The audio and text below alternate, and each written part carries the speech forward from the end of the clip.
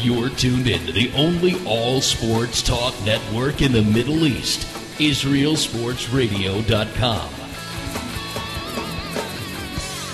Body and Soul Gym in the heart of Talpiot. Great machines, excellent staff, and wonderful classes such as Pilates, yoga, and kickboxing. Give them a call at 02-678-8861. Once again, that's 02-678-8861. www.body-soul.co.il. Once again, that's www.body-soul.co.il. That's Body and Soul in the heart of Talpiot, which is great for your body and your soul.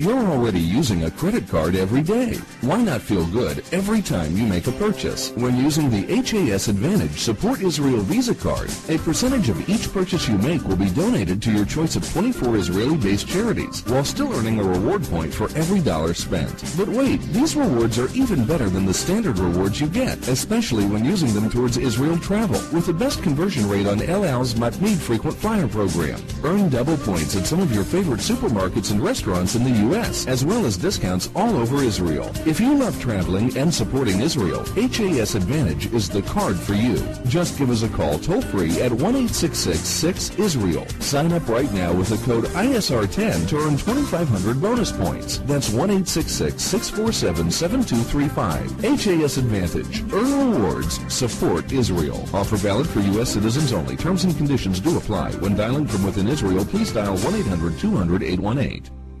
Israel Sports Dynamics specializes in football consulting, equipment, uniforms, and more. Great brands such as Nike, Russell Athletics, Shutt Sports Products, and many more. Just one call away. With over 30 years coaching experience with university and professional athletes, Harry Hill, owner of ISD, can advise you for all your sports needs. Call 054-581-3248. That's 054-581-3248, or visit our website at www.isdisrael.com. If that's not easy enough, click on the ISD banner on the Israel Sports Radio website and be part of the game. Are you tired of paying for expensive gym memberships that you don't use?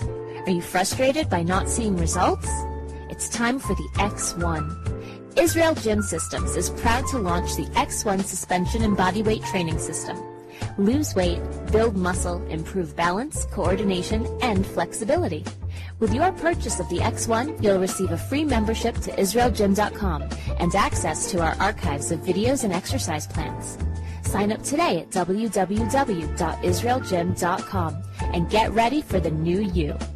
Israel Gym X1. Higia Hazman.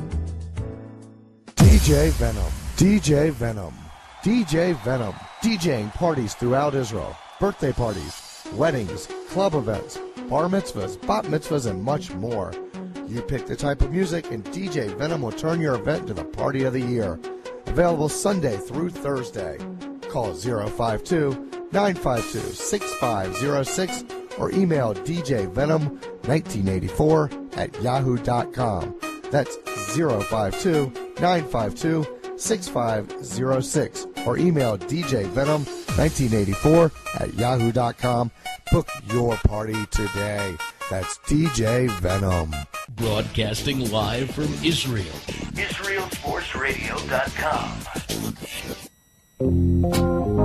From the Israel Sports Radio Studios in Jerusalem, Israel, our nation's capital, it's Loose Live! There's your host, me, and Raphael Gellar. How you doing, Raphael? Good. How you doing, Ari? Doing great. Game 2 of the NBA Finals tonight. Dwayne Wade had some interesting comments about the city of Oklahoma City. Right. David Stern had some interesting comments for Jim Rome. That was a... Wait, before we continue, do not like to be wrong a lot, but I will apologize about last night's feud about the Hornets. That's correct. I did my research, and the Hornets, you're right. I was wrong, and I should pay my dues, so... My bad, Ari. Yeah, I was going to go into that. It's... In fact, there is even that Zach lied. I was going to read this here. I'll try to go 1 second here. Okay. Well, sorry, 1 minute. Oh, that's funny. Now I can't find it because I tried to embarrass you. I guess that's probably why. karma. I apologize. No need to embarrass I want to rub this in a little bit. I have to look for it later, I guess. We have listeners listening, all right. Let's keep it personal later. Anyways, yeah. But that was the reason why the quote-unquote, the idea of the lottery being fixed was that the team is still owned by the NBA, and the transaction has not been finalized to the new owner, the new future owner of the Hornets. So that's why it's still being talked about, even though the draft lottery was a few weeks ago. We'll get to that later on, and the 5:30 hour about the 5:30 segment about all that. But let's get started. We're going to dial up a soccer person. Right. Tell us a bit about it. Mark Serber from Fox Sports. Wow. Okay. He's been on before. He's a good guy. Talked to him a lot on T-Chat about all the matches going on. And we're going to talk Euro with him.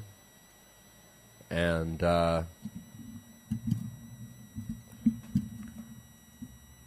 yes. Okay, so we're gonna get up the number and dial him up. Now, one of the things also want to mention, Game 2, of course, is going to be here in Israel, I believe, 3 in the morning. 4 in the morning, excuse me. 4 in the morning. So if you want to stay up for that, game should be over about 6:30. You could also... Some people like. I think I'm going to sleep and wake up before the end of it. Still kind of planning that out. Hard to tell. It's going to be a big game, obviously, because Heat don't want to go down 2-0 going to Miami. But if they win this game, they get the home court advantage. So it's really a swing game, very pivotal. Game 2 at OKC. They were even for basically for the first 3 quarters in Game 1, and then OKC took it over in the 4th quarter.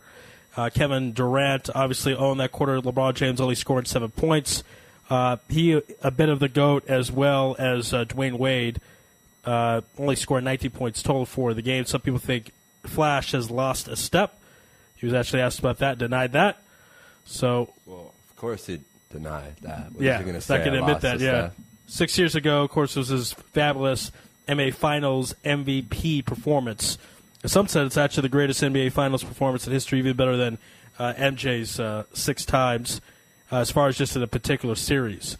Dwayne Wade was great, but that was 6 years ago. It might be a little bit different right now.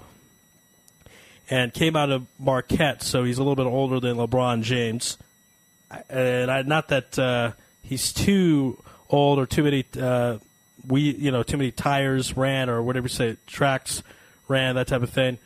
So we'll see what happens. Okay. Let's keep going and talk about that. Also, of course, perfect game thrown last night. We'll get to probably more of that with Cub Bunin. And these perfect games, his pitching really has taken up a whole new level in the past couple of years since the players stopped taking steroids. In the last couple of years, I think we've seen 10 no-hitters. So truly incredible that the pitching performance is going on, and so just another one that happened last night. So we've had 2 perfect games this year. And that's a rarity because a perfect game happens out once every 5 years. If you look at it, I think there have been about 22 perfect games in Major League history in its 110 years or so. So it's about once every 5 years, but we've had 2 in about a month. So really impressive stuff right there. And, of course, later on at about 7:15, we're going to have Lori Brownstone to talk about the L.A. Kings. She did predict that the Kings would win in 6, and they did, even though they're the 8th seed. And they're a young team. Jonathan Quick, of course, Conn Smythe winner. And they may be able to repeat as champions. You never know. And probably the end for Marty Brodeur, 40 years old. Made a good run. Had the Devils won, he would have been the Conn Smythe because he really led the team. But it may be all over for Marty. Or maybe he doesn't want to go out that way, but only one team obviously gets to go out to only one team gets to be champion, obviously, at the end of the day. Okay, so I'll tell you, let's take a commercial break. And again, I want to remind everyone to listen to the store. Go to the store, not listen to it, but to go to the store. You click on the store tab, and there's a lot of great items there for sale. This is Lewis live in Israel, sportsradio.com. You're tuned in to the only all-sports talk network in the Middle East, IsraelSportsRadio.com. Body and Soul Gym in the heart of Talpiot. Great machines, excellent staff, and wonderful classes such as Pilates, yoga, and kickboxing. Give them a call at 02-678-8861. Once again, that's 02-678-8861. www.body-soul.co.il. Once again, that's www.body-soul.co.il. That's Body and Soul in the heart of Talpiot, which is great for your body and your soul. You're already using a credit card every day. Why not feel good every time you make a purchase? When using the HAS Advantage Support Israel Visa card, a percentage of each purchase you make will be donated to your choice of 24 Israeli-based charities, while still earning a reward point for every dollar spent. But wait, these rewards are even better than the standard rewards you get, especially when using them towards Israel travel, with the best conversion rate on El Al's Matmeed Frequent Flyer program. Earn double points at some of your favorite supermarkets and restaurants in the U.S., as well as discounts all over Israel. If you love traveling and supporting Israel, HAS Advantage is the card for you. Just give us a call toll-free at 1-866-6-ISRAEL. Sign up right now with the code ISR10 to earn 2,500 bonus points. That's 1-866-647-7235. HAS Advantage. Earn rewards. Support Israel. Offer valid for U.S. citizens only. Terms and conditions do apply. When dialing from within Israel, please dial 1-800-200-818. Israel Sports Dynamics specializes in football consulting, equipment, uniforms, and more. Great brands such as Nike, Russell Athletics, Shutt Sports Products, and many more. Just one call away. With over 30 years coaching experience with university and professional athletes, Terry Hill, owner of ISD, can advise you for all your sports needs. Call 054-581-3248. That's 054-581-3248, or visit our website at www.isdisrael.com. If that's not easy enough, click on the ISD banner on the Israel Sports Radio website and be part of the game. Are you tired of paying for expensive gym memberships that you don't use? Are you frustrated by not seeing results? It's time for the X1. Israel Gym Systems is proud to launch the X1 suspension and bodyweight training system. Lose weight, build muscle, improve balance, coordination, and flexibility. With your purchase of the X1, you'll receive a free membership to IsraelGym.com and access to our archives of videos and exercise plans. Sign up today at www.IsraelGym.com and get ready for the new you. Israel Gym X1. Higia Hazman. DJ Venom. DJ Venom. DJ Venom. DJing parties throughout Israel. Birthday parties, weddings, club events, bar mitzvahs, bat mitzvahs, and much more. You pick the type of music and DJ Venom will turn your event into the party of the year. Available Sunday through Thursday. Call 052-952-6506 or email djvenom1984@yahoo.com. That's 052-952-6506 or email djvenom1984@yahoo.com. Book your party today. That's DJ Venom. Broadcasting live from Israel. IsraelSportsRadio.com. Back here on Lewis Live, we're about to dial up Mark Serber, who really good guy, really impressive what Mark is. And we just want to get his title here so we get it exactly, that he is the on-air talent at Fox Sports International. So it'll be a pleasure to get him on. We're going to dial him up in about a minute. And just as a little bit of everything, he's a contributing writer at U.S. Footblog, director of broadcast and media relations, Anaheim Bolts also as well. So does a little of everything. And so we'll dial him up right now. And thank you for everyone for joining us here on Lewis Live and Israel Sports Radio. Last show of the week before you go into Shabbat. Hope everyone's having a good day out there. And we'll dial up Mark momentarily here.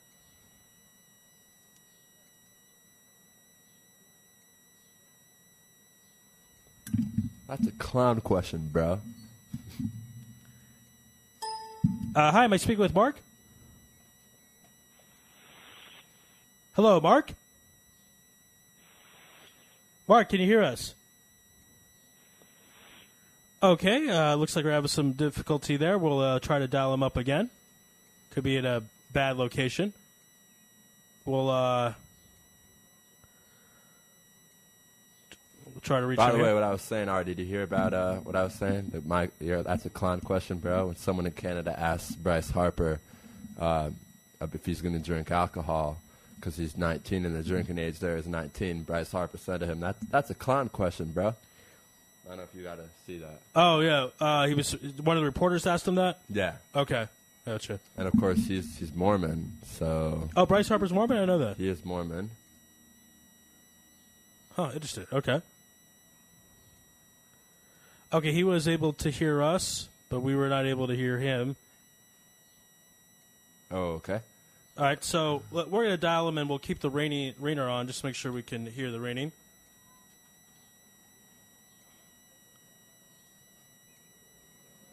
Try to get, again, Mark on.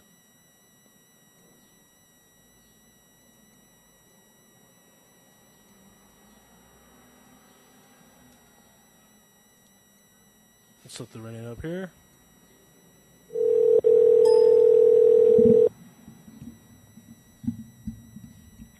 Hello. Hi, Mark. This is Ari Lewis. You're live on IsraelSportsRadio.com. How you doing out there? Hey, I'm doing well. How are you guys doing? Oh, doing great. It's a pleasure to have on now on-air talent at Fox Sports International, Mark Serber. And I'm going to introduce now to my co-host, Raphael. How you doing, Mark? Hey, I'm doing well. How are you, sir? I am doing good. I'm ready to talk about a lot of stuff. I want to actually, I want to be boring and start off with non-Euro talk, some transfer talk, if that's cool with you. Yeah, it's perfect.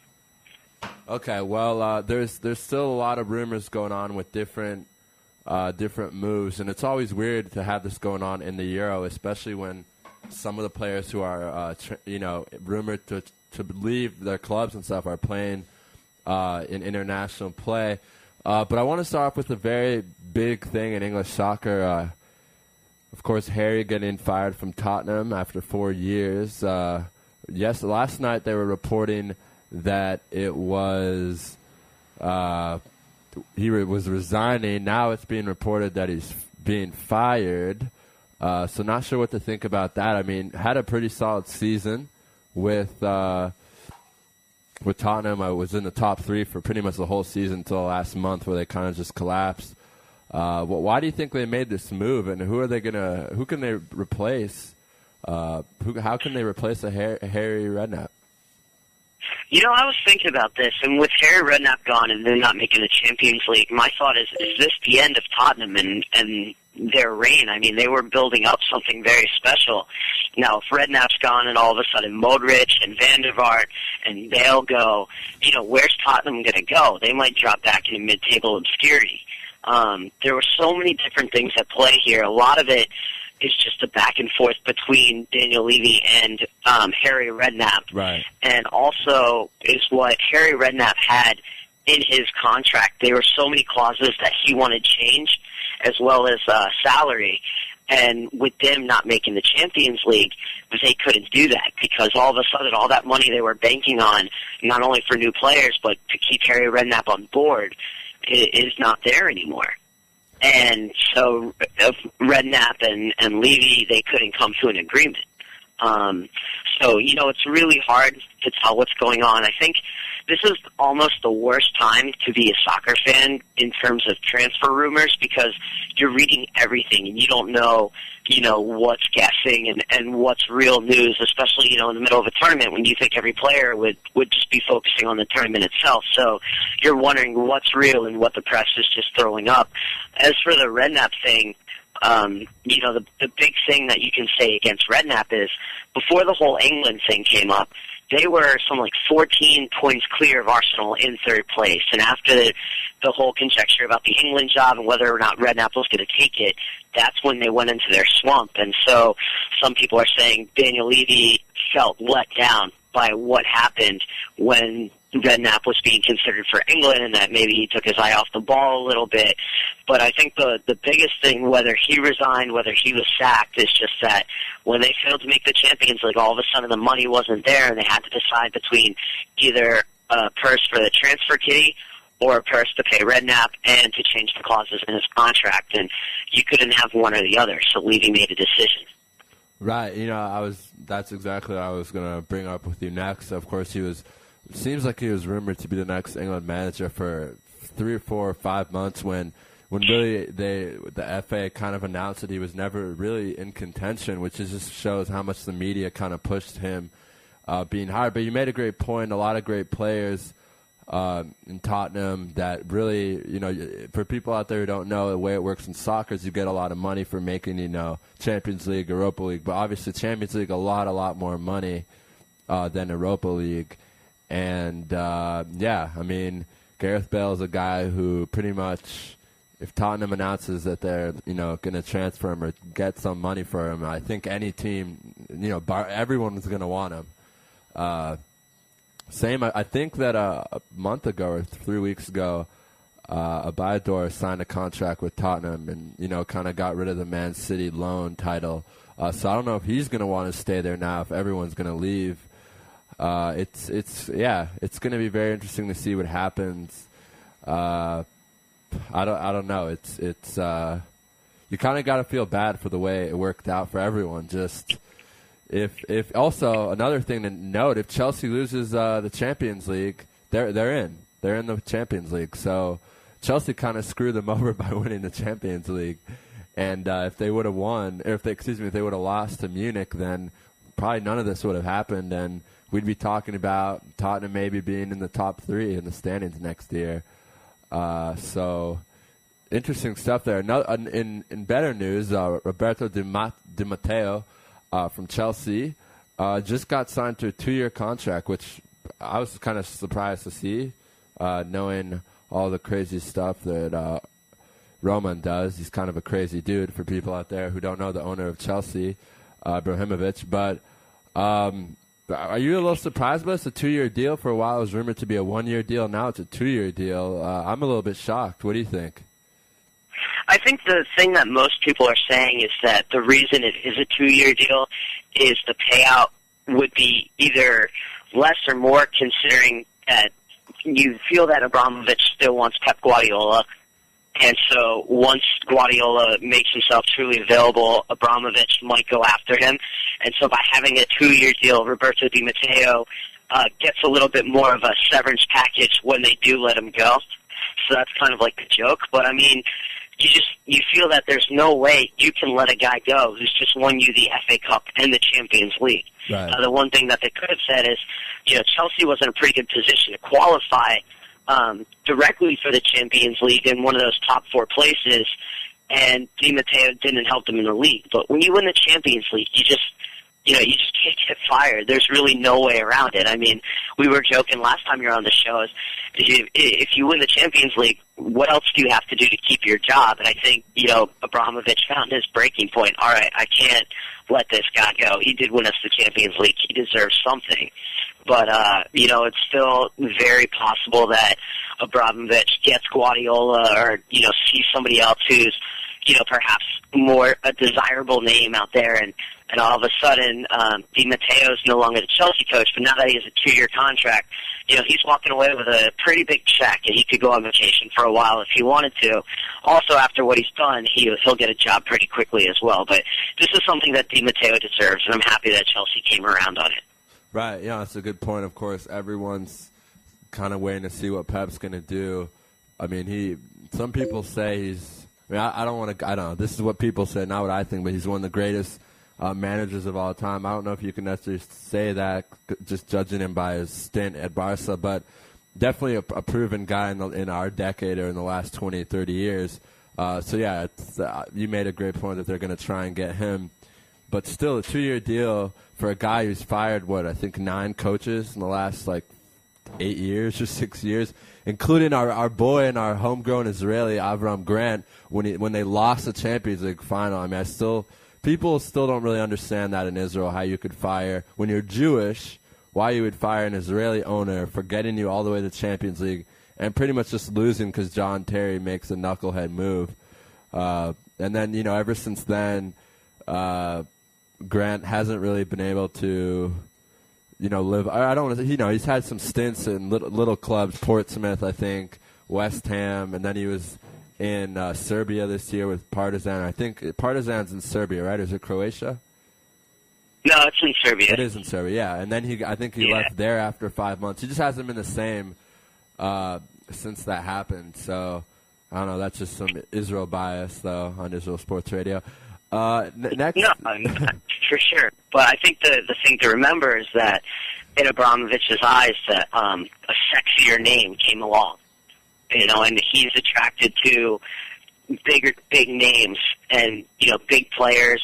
Not win the game and coaches with big reputations, and so he went for not what I have is good enough. It's this is as Real Madrid would say, it's a Galactico.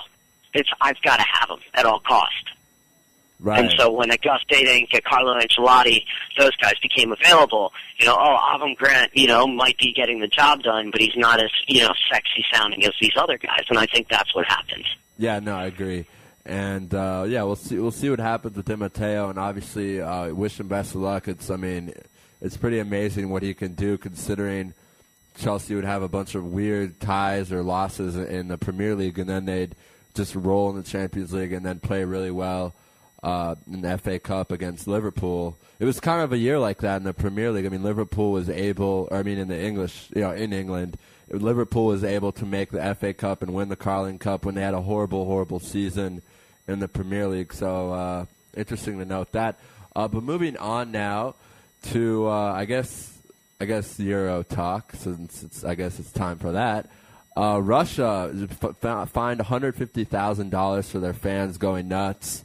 Everyone knew this was going to happen, really. It was just an issue of when and how and where and all that. Of course, the history with Russia and Poland and everything from World War II. And, just everything there. It's still very bitter for both countries. But I wanted to kind of examine this in a different way. Do you think that a federation should get fined and potentially lose points based on the actions of their fans? This is something that's been going on in soccer for a long time. Some people say yes, some people say no. So what are your thoughts, Mark? I think so, because who else are you going to go after? And if you're a true fan of your country and you see that your team's getting in trouble because of you would probably want to cool it. You don't want to be the reason that your team that's on the brink of qualification is all of a sudden no longer able to continue in a tournament. And the bottom line is, as hard as it is, it's the same thing with clubs. Federations need to control their fans or figure out a way to not let their hooligans get across the borders into these tournaments. And, it's kind of one of those cases of, where else do you go? I mean, you can punish the individuals, but obviously when there's so many of them, then there's somebody who's going to ultimately have to answer to it. And so even though, a bunch of guys, sitting in an office in Moscow somewhere can't necessarily control every single crowd member, they're still the ones who ultimately have to answer for it. Right. I mean, the interesting part about it is that the UEFA warned Russia. I mean, they told them, don't do anything stupid. I mean, I remember reading this article like it was yesterday saying, if you do something stupid, we're going to punish you. And the fans, I don't have anything against Russians, but the fans obviously didn't listen, and a bunch of stewards got beat up and had to go to the hospital. And the big thing here is, I'm still trying to, maybe you'll know more about this, is that they're saying that if it happens again, Russia could get suspended 6 points, or be deducted 6 points for their qualifying for the World Cup, which, you know what, I'd be the happiest person in the world, because Russia's in Israel's group for the World Cup. So I don't want to root for violence, but deep down inside, I might have to. I know it's a horrible thing to say, and I probably shouldn't say that on radio. But, I mean, Israel having a 6-point advantage against a team like Russia, who's a very, very good team, in my opinion, I don't know. So what are you hearing about that 6-point deduction? I think they're saying for a repeat offense. I think the 6-point deduction, and I could be wrong, would go towards Euro 2016. Yeah, you're right. I'm looking at it now. My apologies. I guess maybe I was just wishing it was the World Cup. I think one of those things where the Russian Federation suffers, but if you're a fan and, you're partaking in some of this violence, and you say, well, if I really care about my country and I really care about the soccer team, then I'm going to chill out a little bit. I think, sadly, these fines that UEFA, and FIFA have issued out over the years, have really been Mickey Mouse. I mean, $150,000 seems like a lot, but the Russian Federation has that money. They're not really taking too big of a hit.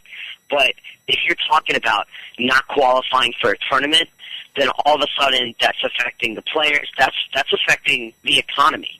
I mean, talk about when England didn't make the Euros a couple tournaments back, 2008, when they didn't make that tournament, all of a sudden it was, that's going to cost their economy like $1 billion in terms of pubs, in terms of travel, in terms of stuff bought. Right. That's going to be the same in Russia. So all of a sudden, you're talking about a much bigger thing than soccer. I think a points deduction is quite brilliant, really. It's harsh, but it's brilliant. Yeah, and of course, it's again, to clarify, it's for a repeat offense. So, in the tournament's long, and it looks like Russia's probably going to be advancing. So, it'll be interesting to see what exactly happens with that. I would hope, for no violence, that they'll decide to kind of relax. And I don't understand why. Okay, the first time they did it, they got their point. They did some fighting, blah, blah, blah. So, move on now. You don't want to hurt your team anymore. Imagine what the fans will feel like if that does happen. So we'll see what happens. And now we can finally get to the actual tournament, Euro 2012, which has been, I don't want to say it's been one of the best tournaments. It's been an interesting tournament, but not the most exciting tournament, at least in my opinion. But today, last night, of course, there was Germany-Netherlands, and we'll get to that after we talk about today's matches. But today we have Italy-Croatia, which is a very intriguing match because Croatia is a very strong team, a lot of talent. Of course, Modric from Tottenham, and Italy. Who knows what Balotelli is going to do? I kind of want to talk about that play that Balotelli had when he was just dribbling towards the goal, and he just kind of looked like he started daydreaming in the middle of that play. So what do you think was going on in his head when that happened? I think the top psychologists all around the world have tried to figure out at certain times what's going on in Balotelli's head. You just really don't know. 1 second he's doing something amazing, the next second he's trying something crazy in front of goal that no one else would do. You just never know what you're going to get with him. If he, everybody says he can mature, he'll be one of the best players in the world. But I think now would be a perfect time for him to start growing rapidly. Italy-Spain was a pretty decent game. Spain, is playing with a false number 9. Italy has been having problems in attack. For both of them to get a goal, I think, based on the run of play, it was a pretty fair result. Ireland obviously didn't offer the same kind of resistance that we expected from them against Croatia, but Croatia is still just such a solid team, and they have players like Modric who can change the game on their head, but they also have a very good, solid team base. So I think, Italy-Croatia is going to be defining, because I think Spain, takes 3 points against Ireland, finds their way through, and all of a sudden Italy-Croatia decides what needs to happen on the final day. Right.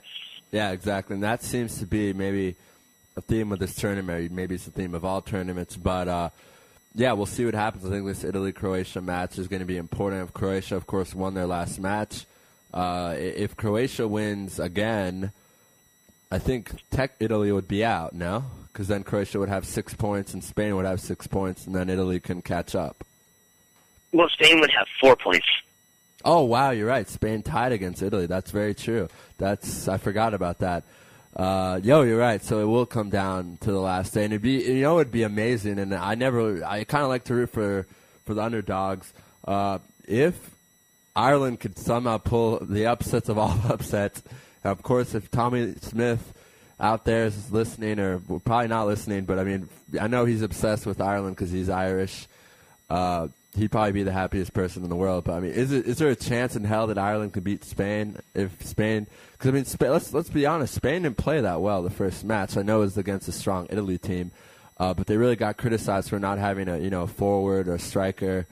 I don't know. The Irish team, I've been saying on the show last week, Mark, is pretty much a bunch of guys playing on lower teams in England. In Premier League. Sunderland, Aston Villa, a lot of the players are from there. So I don't know how they beat a Spanish team with guys from Man City and Barca. And so what do you think, though? Any chance? I think it's slim to none, but crazier things have happened, especially in the Euros. But I do see Ireland, fixing the mistakes they made against Croatia and offering a bit more resistance this afternoon. But I think ultimately Spain, does find a way through. Sometimes, Spain's passing is glorious to watch, and when they carve open a defense, it's just unbelievable. But, sometimes it's almost hard to watch because it's pass. You're like, all right, what are you actually going to attack the goal, especially when they're playing? Hey, yes, I am. Yeah. Sorry about that. No, it's us. It's our internet went out. It's the most frustrating thing in the world because everything runs through the internet, and when our internet goes out, it messes everything up. But you're back on air, and I think our listeners are with us. They're with us. Sorry, we're good. We're good. So anyway, I forget where we were, but I want to move on to something else because now I guess we're running out of time. We have about 7 minutes left. Last night's game, probably was a game everyone circled on their calendar. Really a boring game. In the first half, Germany dominated. In the second half, the Dutch dominated, but the Dutch couldn't score a second goal. Or maybe not in the second half, the Dutch dominated, maybe 65th minute on, and then they had a little spurt there from the 70th minute to the 80th minute, and then after that it disappeared. What are your thoughts about this Dutch team? Very inconsistent, a lot of problems with the defense. I remember you telling us that on our last segment. The defense is a huge concern. What are you expecting from this team going forward? They're going to need a miracle now to advance. Some people were saying, maybe perhaps they're a bit over the hill after the 2010 World Cup, that was their best chance of winning something. I didn't agree with that, but I'm starting to see that maybe it is time for a bit of a reshuffle. The biggest thing to me was last night they looked very stagnant. Their patented total football, the 4-4-3 formation, or 4-3-3 rather, is all about movement, constantly interchanging positions and passing and movement and fluidity of the game. And last night they just looked very, very stagnant going forward, and it was like they were just relying on Schneider, relying on Robin, relying on Van Persie to come up with that moment of magic to help carry him through. And they only had it happen once, obviously, but not twice, and therefore dropping all 3 points. So I think the biggest thing to me was talking about the defensive end is Bert Van Marwijk went with 2 holding midfielders in that middle 3. And the Young and Van Bommel were just absent. On both goals that Germany scored, you could draw a square in the center of the field from about the box to about 20 yards out into the midfield, right in the center. And no one was there. And so Schweinsteiger was hanging back almost with the defensive line and making these late-breaking runs into that area. And he would get the ball, and then he would take a touch and play 2 beautiful balls into Gomez, who obviously did the rest. But if he wanted to, he could have had a cup of tea before he sent those passes in. Such was the space. So if you have the stagnation going forward and just terrible marking backwards, then you're obviously going to lose, especially to a team like Germany.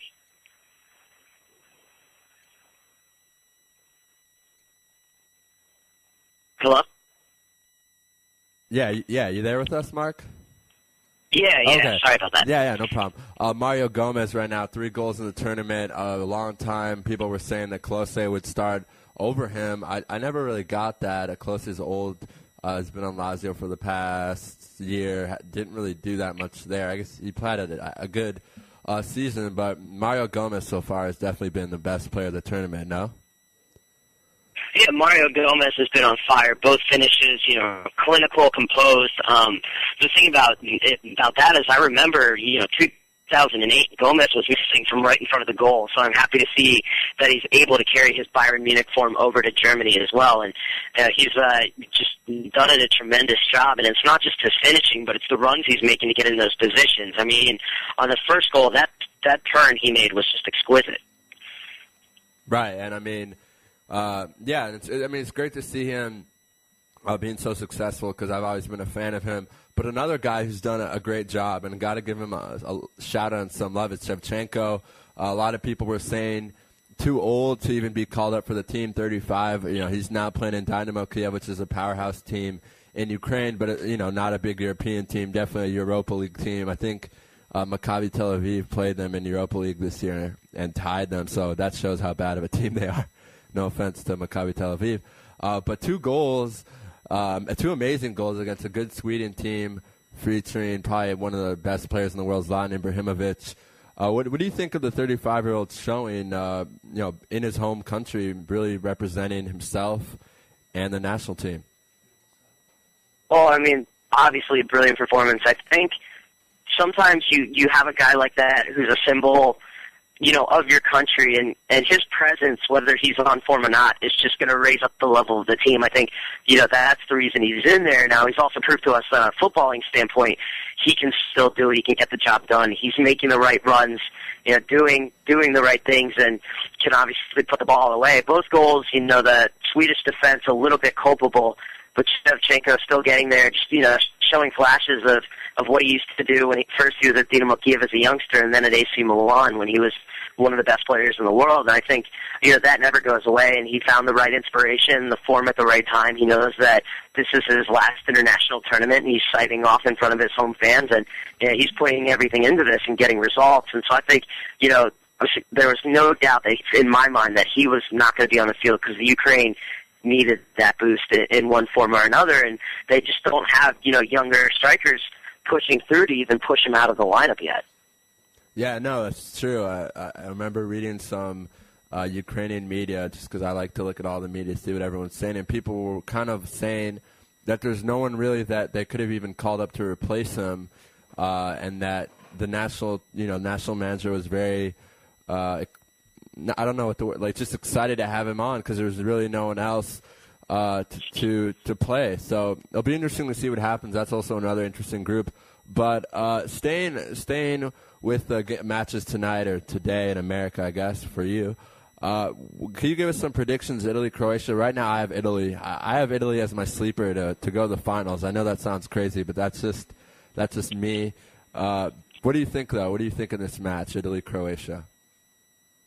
I think these teams are actually pretty evenly balanced. I would be surprised if this ended in like a 1-1 or 2-2 draw.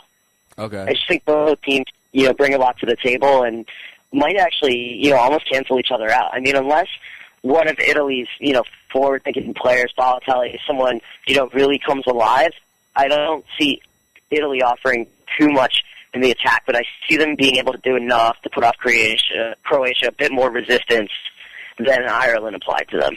Yeah, no, I agree, and I think it'll be interesting to see if Italy tries, because in the first match, Italy's first match against Spain, it just seemed like Cassano wasn't in the game, and I like Cassano a lot. He made some very controversial statements about how he hopes there's no gay players on his team. I don't really understand why a reporter asked him that, but that's going to now kind of haunt him. And he's a guy that's not very well liked outside of Italy. He does a lot of knucklehead things. Him and Balotelli are like the funniest strikers, I think, in the whole tournament because you don't know what you're going to expect from them. They're so talented, and if they play the way they should, they could be the 2 best strikers in the tournament. And if they don't, they could be the worst. So I think it'll be interesting to see what happens there today. When you have to bring in a 34-year-old to substitute, I think it was Balotelli, that's not necessarily the same thing. Yeah, 34-year-old's a legend in Italy and has had, I think, 20 goal seasons for the past 6 seasons, and is very, very well liked in Italy, very well respected. So it's good to see some old people shine in this tournament, or not old people, but old for soccer. Hey, in soccer terms, that's like 106. Exactly. So, and we'll give you that with old people. Right. And the last thing I want to talk to you before we move on to our next guest, we've talked about this with all our guests all our soccer guests. What are your thoughts on Michael Ballack teaming up with Alexi Lawless, I believe? I don't even know his name. That's kind of the point of what I'm about to say. I mean, what's up with having a German star and a Chelsea star team up with a guy who had a few bright moments for USA in the 90s? I mean, do you like it? Do you think it's a good matchup, or what are your thoughts? Yeah, I think, the panel's done a good job. I actually think, sorry to not talk about the 2 people you just brought up, but I think Taylor Twellman's done a really good job. He's made some really insightful comments. Lawless has always been a part of the ESPN panel for about, I'd say, a good 6-7 years now. So, I mean, we're used to seeing him, and he's, you might not agree with what he says, but he sticks to his guns, which I always respect. And as for Ballack, I think he's coming into his zone. I think what they're going for is having somebody who's been there, somebody who knows the Euros inside out, who's been right in the heat of it, making it to the finals. So that's what he brings to the table. I think, he's still learning it a little bit. Yesterday, one of the favorite things I heard was the person moderating the panel, I think it was Bob Levy, said, as they were showing a replay, said, this is a great cross here. And he was really opening the door for Ballack to give his commentary, and Ballack just goes, yes, it was. So that right. To me was pretty funny. But, he's getting it. I think, he provides that insight that, you wouldn't get otherwise unless you had a player who's been there, done that. But he just needs to grow into it. I think by the end of the tournament, he'll be really interesting to watch and to get his insights if he just opens up a little more and allows himself to relax. So I think, it was a pretty good move. I understand what they're going for. And so far ESPN's coverage has been really good. Oh, that's good to hear. Of course, I've only been watching what I can off SportsCenter in Israel. We have our own guys calling everything. And I heard it's been really good. I think Bob Lee is doing the in-between between those two guys to make sure nothing gets out of hand. And the interesting part is Alexei predicted the Danes to beat the Dutch. So I don't think anyone would have done that. And if Michael Ballack called him crazy, I watched a clip on YouTube the other day. Just Michael Ballack was like, "You're crazy. That's not going to happen." And, of course, the Dutch lose 1-0, I think, or 2-1. I don't remember. I think, 1-0. So it's going to be a great tournament. That's for sure. I think at the end of the day, we're probably going to – Germany just seems to be really good right now, especially when Gomez, is your best player. That means that your other guys haven't peaked yet. You know what I mean? Exactly. And that's scary. People should be scared because this German team, I think now it's after we've seen everyone play, I think it's safe to say they're by far the favorites, especially with the Dutch probably not going to advance. And the Spanish team just missing Villa up front really badly and missing Puyol in the defense. The defense looked very bad in the second half. The times were able to penetrate the line. And Puyol is one of the best defenders in the world. Kind of reminds me of the Fabio Cannavaro of 2006. When the Italians won the World Cup. So it'll be interesting to see what happens. Unfortunately, Mark, with all our difficulties today, we didn't have more time, but it's been a pleasure. It's always fun, and we'd love to have you on again before the end of the Euro, which is, I believe, July 1st. How's that sound? Anytime. I'm always available for you guys. All right, always a pleasure being on this show. All right, Mark. We'll talk soon. And I wanted to ask you about Team USA, but we don't have time. I'll ask you about that maybe on G-Chat if I catch you. Yeah, sounds good. All right, man. Have a good day. I'll talk to you later. All right, take care, guys. All right, Mark Serber from Fox Sports International, a good friend here of the program. We have a special studio guest, but we're not going to reveal who it is until 15 minutes from now.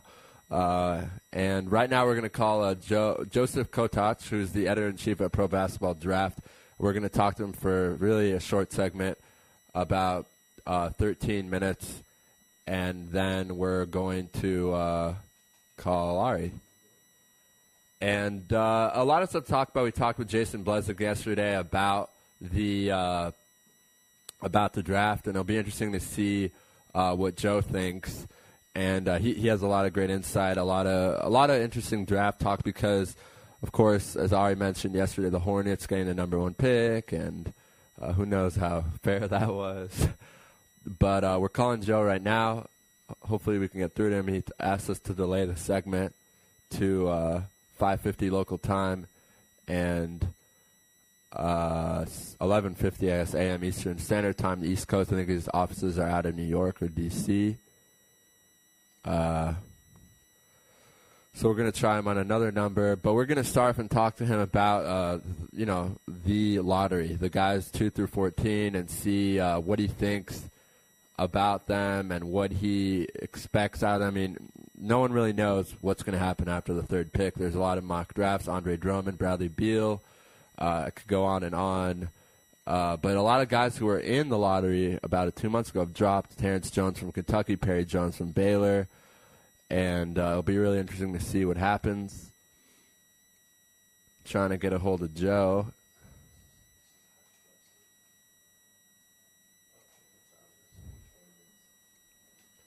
Dialing him up right now.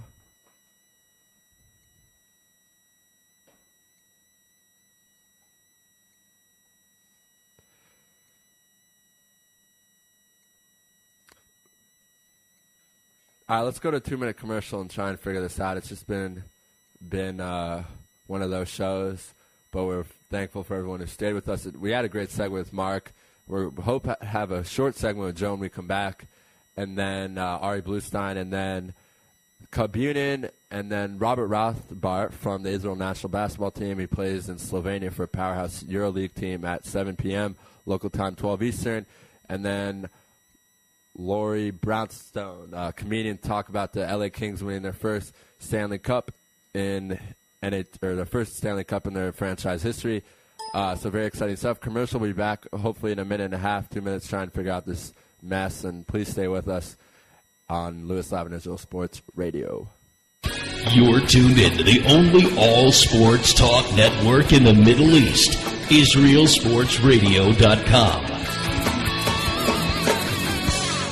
Body and Soul Gym in the heart of Talpiot. Great machines, excellent staff, and wonderful classes such as Pilates, yoga, and kickboxing. Give them a call at 02-678-8861. Once again, that's 02-678-8861. www.body-soul.co.il. Once again, that's www.body-soul.co.il. That's Body and Soul in the heart of Talpiot, which is great for your body and your soul.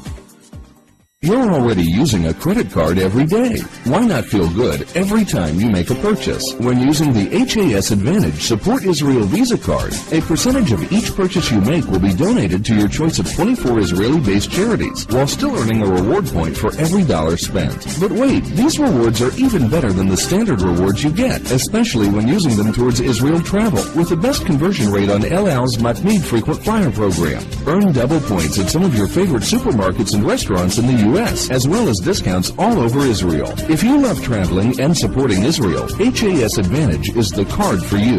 Just give us a call toll-free at 1-866-6-ISRAEL. Sign up right now with the code ISR10 to earn 2,500 bonus points. That's 1-866-647-7235. HAS Advantage. Earn rewards. Support Israel. Offer valid for U.S. citizens only. Terms and conditions do apply. When dialing from within Israel, please dial 1-800-200-818.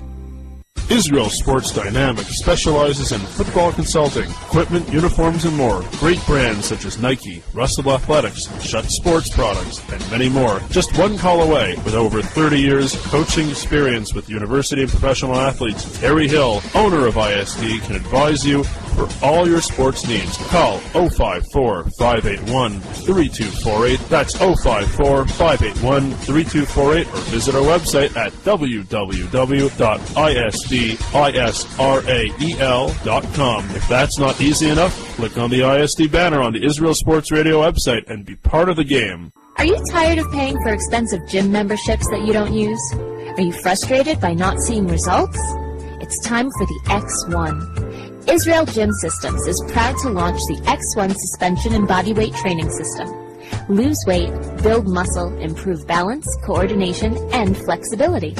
With your purchase of the X1, you'll receive a free membership to IsraelGym.com and access to our archives of videos and exercise plans. Sign up today at www.IsraelGym.com and get ready for the new you. Israel Gym X1. Higia Hazman. DJ Venom. DJ Venom. DJ Venom. DJing parties throughout Israel. Birthday parties, weddings, club events, bar mitzvahs, bat mitzvahs, and much more. You pick the type of music and DJ Venom will turn your event into the party of the year. Available Sunday through Thursday. Call 052-952-6506 or email djvenom1984@yahoo.com. That's 052-952-6506 or email djvenom1984@yahoo.com. Book your party today. That's DJ Venom. Broadcasting live from Israel. IsraelSportsRadio.com. Okay, back on Lewis Live here on Israel Sports Radio. Good show so far. A few technical difficulties, but I think we're fine now for the rest of the show. And a very good show today. And a great show next Tuesday. To remind our listeners, Kevin Gilbride, the offensive coordinator of the New York Giants, will be joining us, along with Charles Swerke, the voice of the Chicago Bulls, and Eric Stover, the former New York Red Bulls president and chief operating guy who was in charge of bringing Thierry Henry over from Barcelona at the time, sorry. Very exciting for U.S. soccer and MLS soccer. But we're going to try Joe one more time. If we can't get a hold of him, then we'll have him on again, and then we'll have a little short 5-minute segment, and then we will call Ari. We haven't had him on, it seems like, in a while. But we have a special guest in the studio today, and we'll see if we can get a hold of Joe. It'd be nice to get a hold of him. There's a lot of interesting stuff to talk about, especially with the draft being exactly 2 weeks from today. It's always on a Thursday night in, I believe, Madison Square Garden, like the NFL draft. So let's see.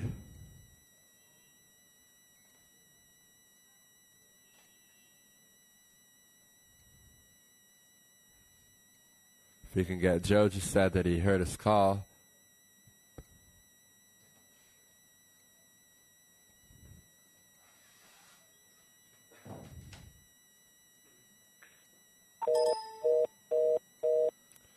All right, Joe's saying that he can hear us call him, but let's try him again on a different number.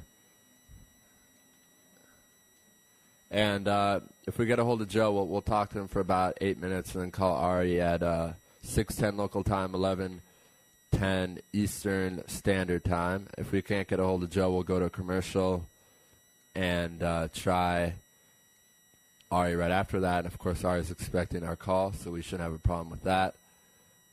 But let's hope we can get a hold of Joe. It's been a challenge today. It's been one of those shows, but it's okay. Let's see. Dialing him up.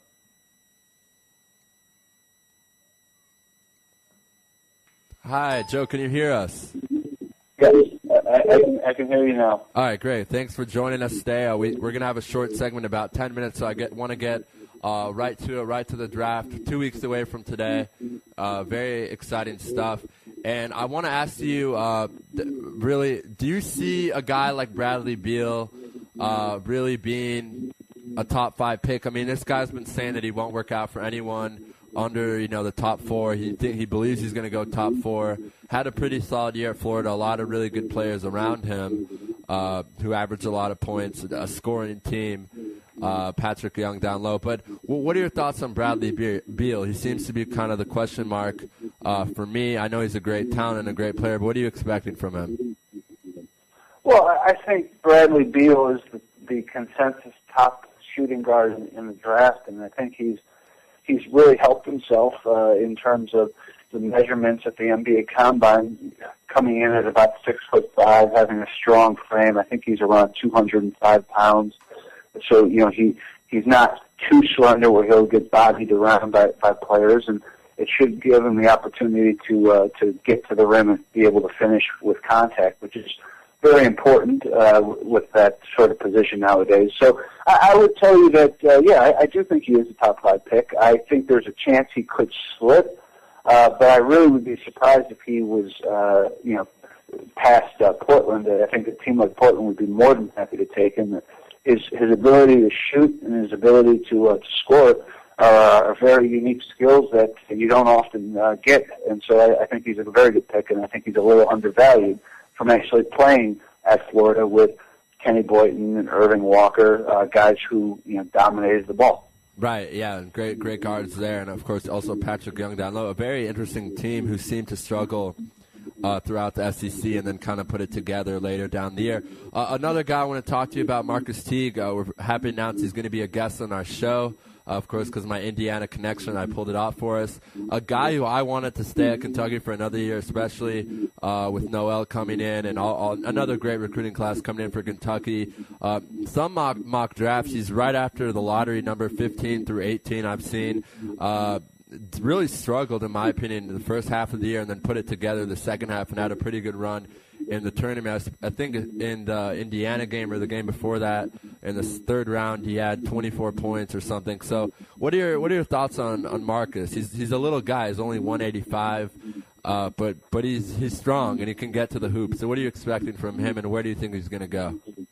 Well, I think he's probably going to fall somewhere between 20 and probably 28 or so. That would seem like the most realistic areas for him. You know, this is a weak point guard draft, and quite frankly, the teams that are drafting before 20 don't have, you know, urgent needs to draft a point guard, especially when there's so many shooting guards and small forwards and power forwards and even centers that are going to be available and probably dominating the first part of the draft.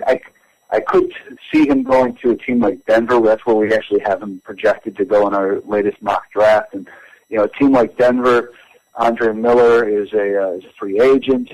He's bigger than Ty Lawson. He can do some things Ty Lawson can't do.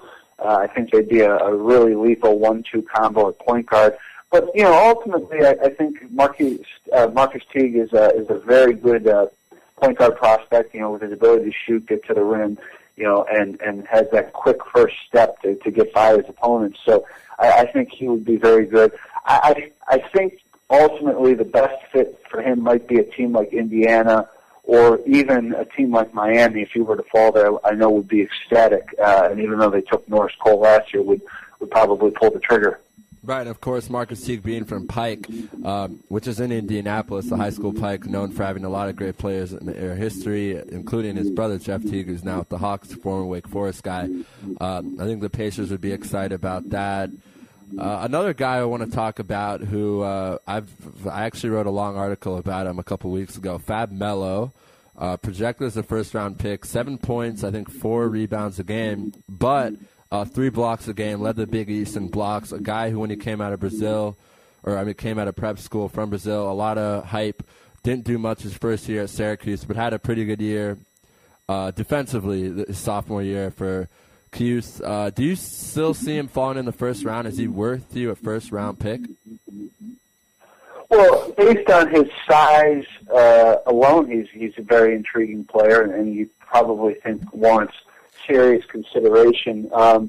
I think the absolute earliest you could see Fab Melo go is potentially 19 to Orlando, but I think more realistically there's some teams in the 20s that are going to have multiple draft picks that probably would be, more than willing to roll the dice on a player like Fab Melo. And specifically I'm talking about a team like Boston who picks 21 and 22.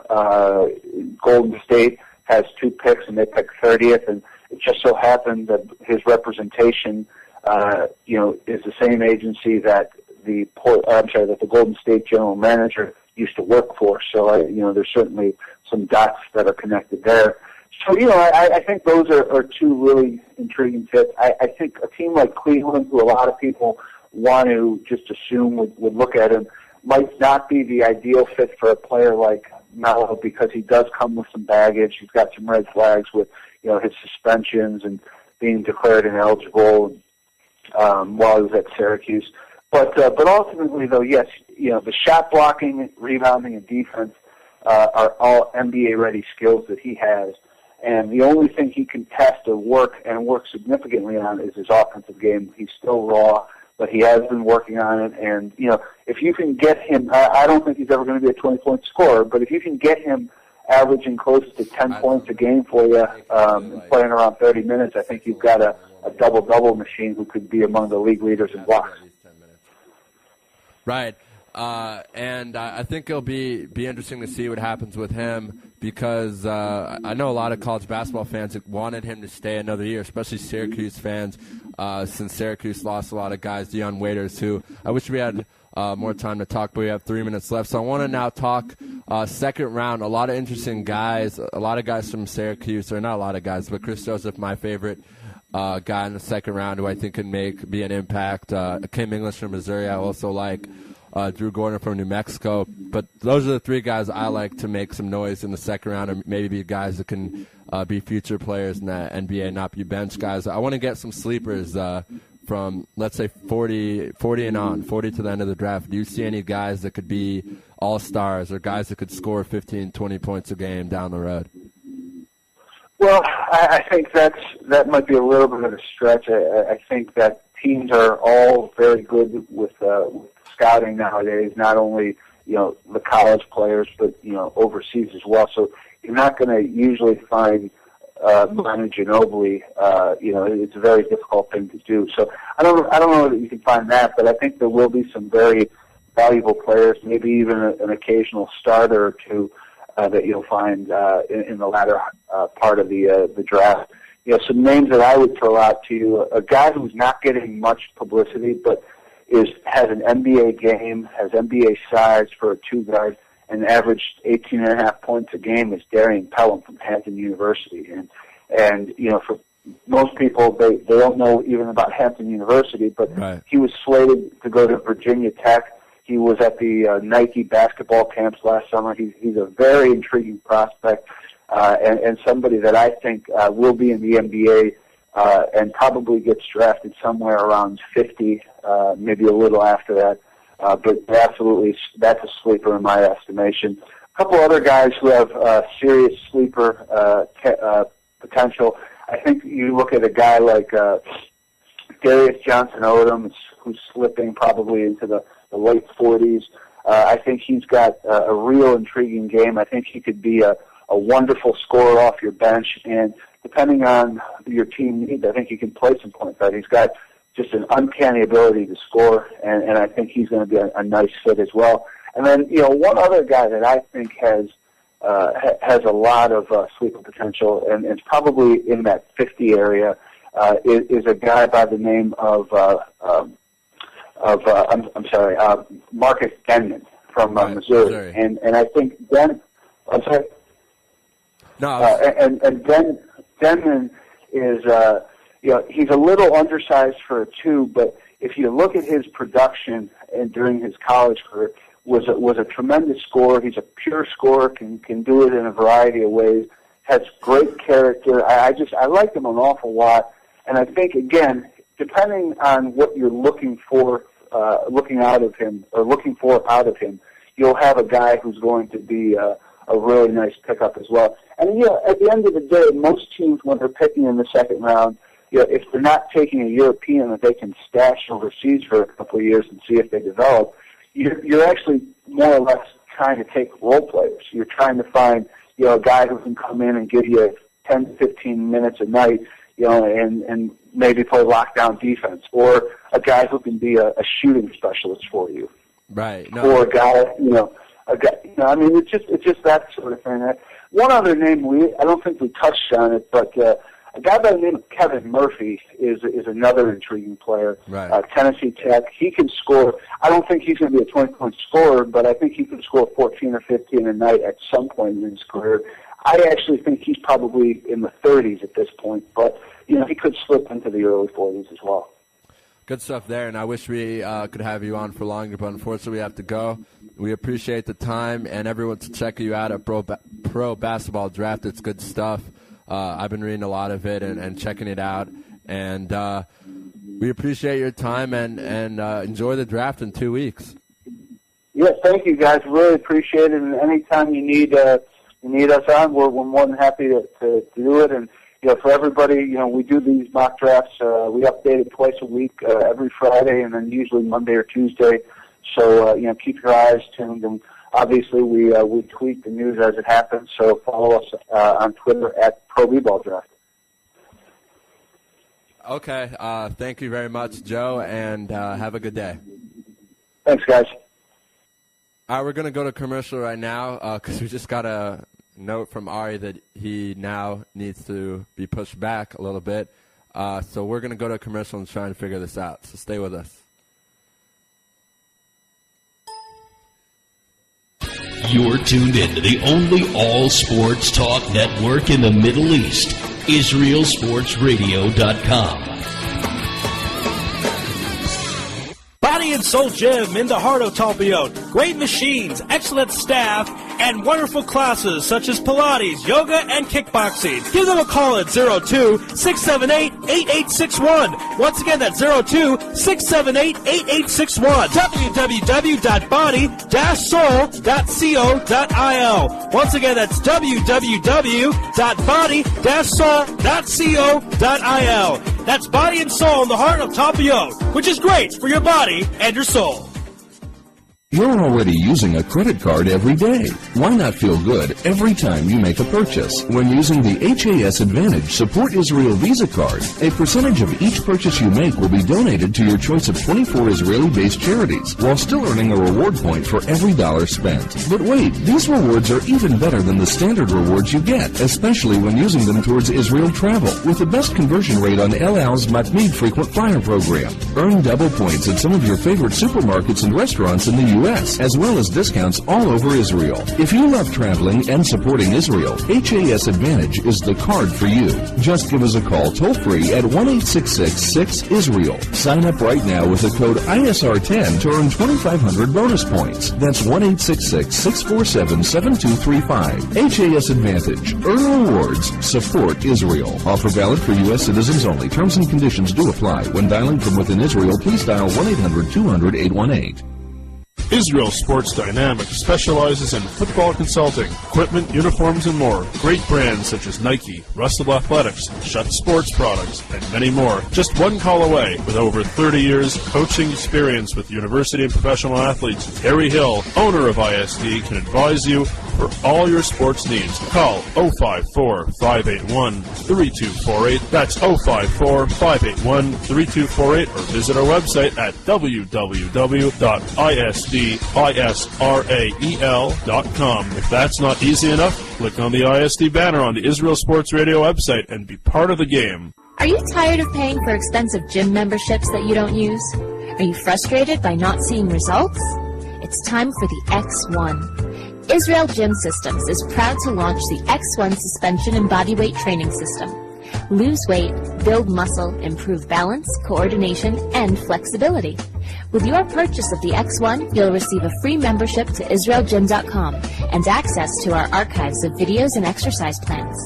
Sign up today at www.IsraelGym.com and get ready for the new you. Israel Gym X1. Higia Hazman. DJ Venom. DJ Venom. DJ Venom. DJing parties throughout Israel. Birthday parties. Weddings. I'm back here on Lewis Live. Crazy show here, but that's okay. We're going to push back Ari, and we're going to call our friend Cub Unit from ESPN Denver to talk Euro and NBA finals. And, yeah, it's been one of those shows, but, we're going to have everyone on. That's what matters. Maybe not as planned, but we're going to have everyone on. And always fun to call Cub, who works for ESPN Denver radio station. He also works for Slam magazine, so he's also covers the NBA playoffs, the finals right now, and also soccer. And we're going to start with Euro because we're both Arsenal fans, and we're very excited to have him on. And hopefully we're not calling him too early because he was supposed to come on in 12 minutes, but hopefully it'll be okay. And if not, then we'll figure something out. Hello? Hi, Cub. I hope it's okay. We're calling you now. How you doing? I'm doing great, guys. How's it going? Doing great. Thank you for joining us. Again, sorry about calling you earlier, but we've had some technical difficulties. We had to move people around, and we're hoping that you're available right now.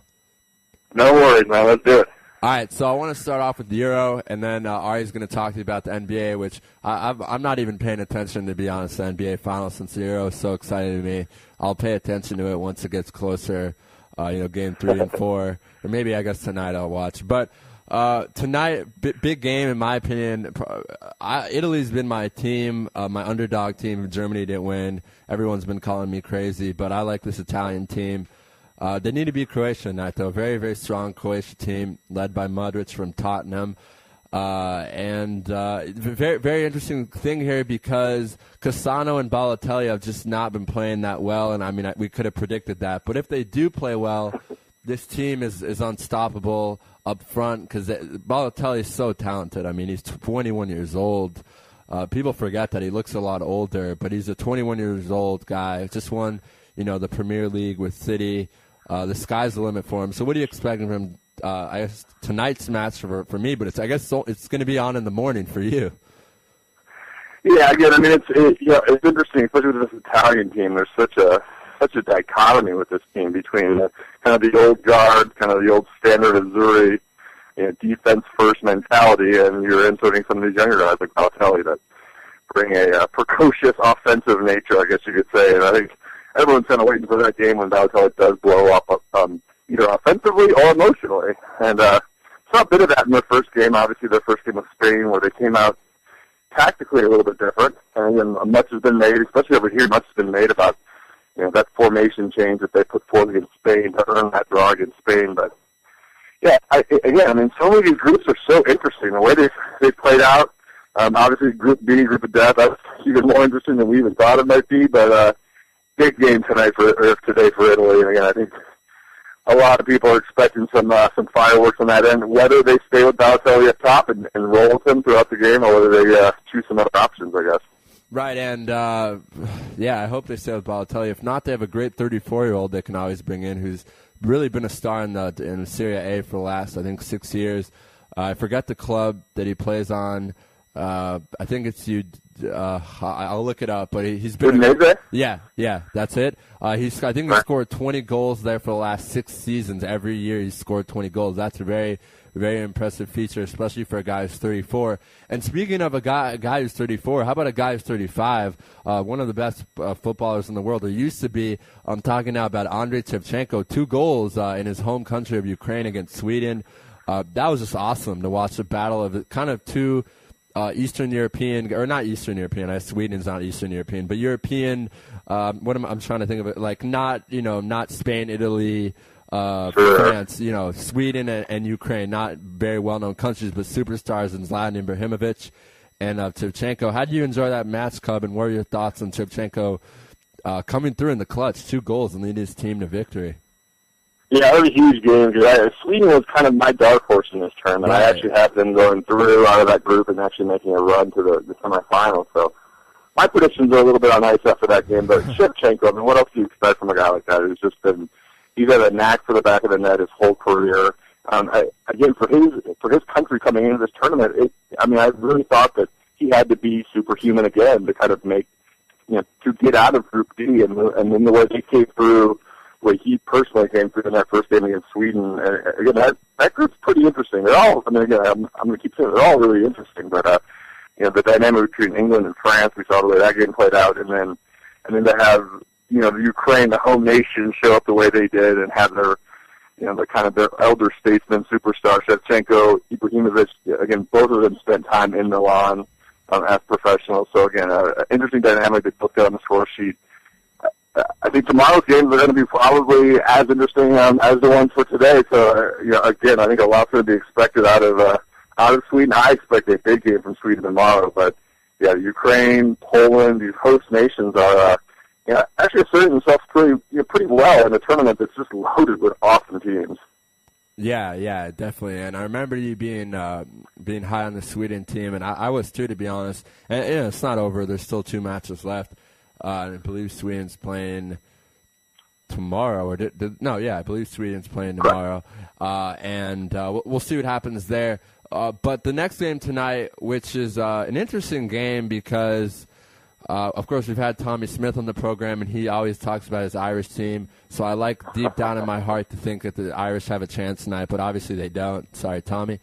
But let's say they get a tie. I mean, that could potentially, depending on if Croatia wins this match tonight against Italy, which I hope they don't, but let's say, this is all hypothetically, Croatia beats Italy, and then Spain ties the Irish. I mean, how crazy would it be, Cub, if the Dutch and the Spanish don't move on to the knockouts? I mean, how crazy would that be? I mean, I think Germany, you'd have to bet $1 million on Germany to win the tournament at that point, no? Yeah. At that point, they would become the clear-cut favorites. I mean, those are my 2 finalists, Holland and Spain. Right. Again, I think, the way the group phases play out, though, I mean, we've seen it in Group A and Group B. I mean, those two groups already still have a lot to be decided. No one's through yet. No one's out yet. I mean, there's kind of this awesome, anticipations for that. Again, I mean, with Spain in this situation, you just can't get too overreactive after the first game or even the second game because Holland could win next week. On Sunday, they could make it through, and then who knows what can happen from there. We saw Spain in the World Cup. Again, they lost their opening match in the World Cup to a team that didn't even qualify in Switzerland for the European Championship. So, again, a lot can still play out. Again, I think Spain's been taking a lot of criticism, which is natural when you're the defending world champ, when you're the defending European champion. Again, there's a lot that's kind of heaped on you as far as pressure. But again, as we've seen in this tournament, it's so equally distributed. I mean, over the last 25, 30 years, it seems like we have a new champion every 4 years. Right. So, Spain is able to, if the Irish are able to pull out a tie, that'd be a monumental point in their favor, obviously, just for their nation in general. But, again, I think Spain will get their act together. I think we'll see them kind of come out of that group still, on top. As I say, the luck of the Irish. And we had Mark Serber on from Fox Sports Soccer earlier, and I was telling him that really look at the roster of this Irish team, and it's pretty much guys from the lower league in the Premier League, guys from Sunderland, Aston Villa, I think some guys from Swansea. So, I don't know. It's kind of weird to think about a team comprised of guys from those clubs beating a team with guys from Man City and Barcelona and Real Madrid and et cetera, Casillas being one of the best goalkeepers in our generation, et cetera, et cetera.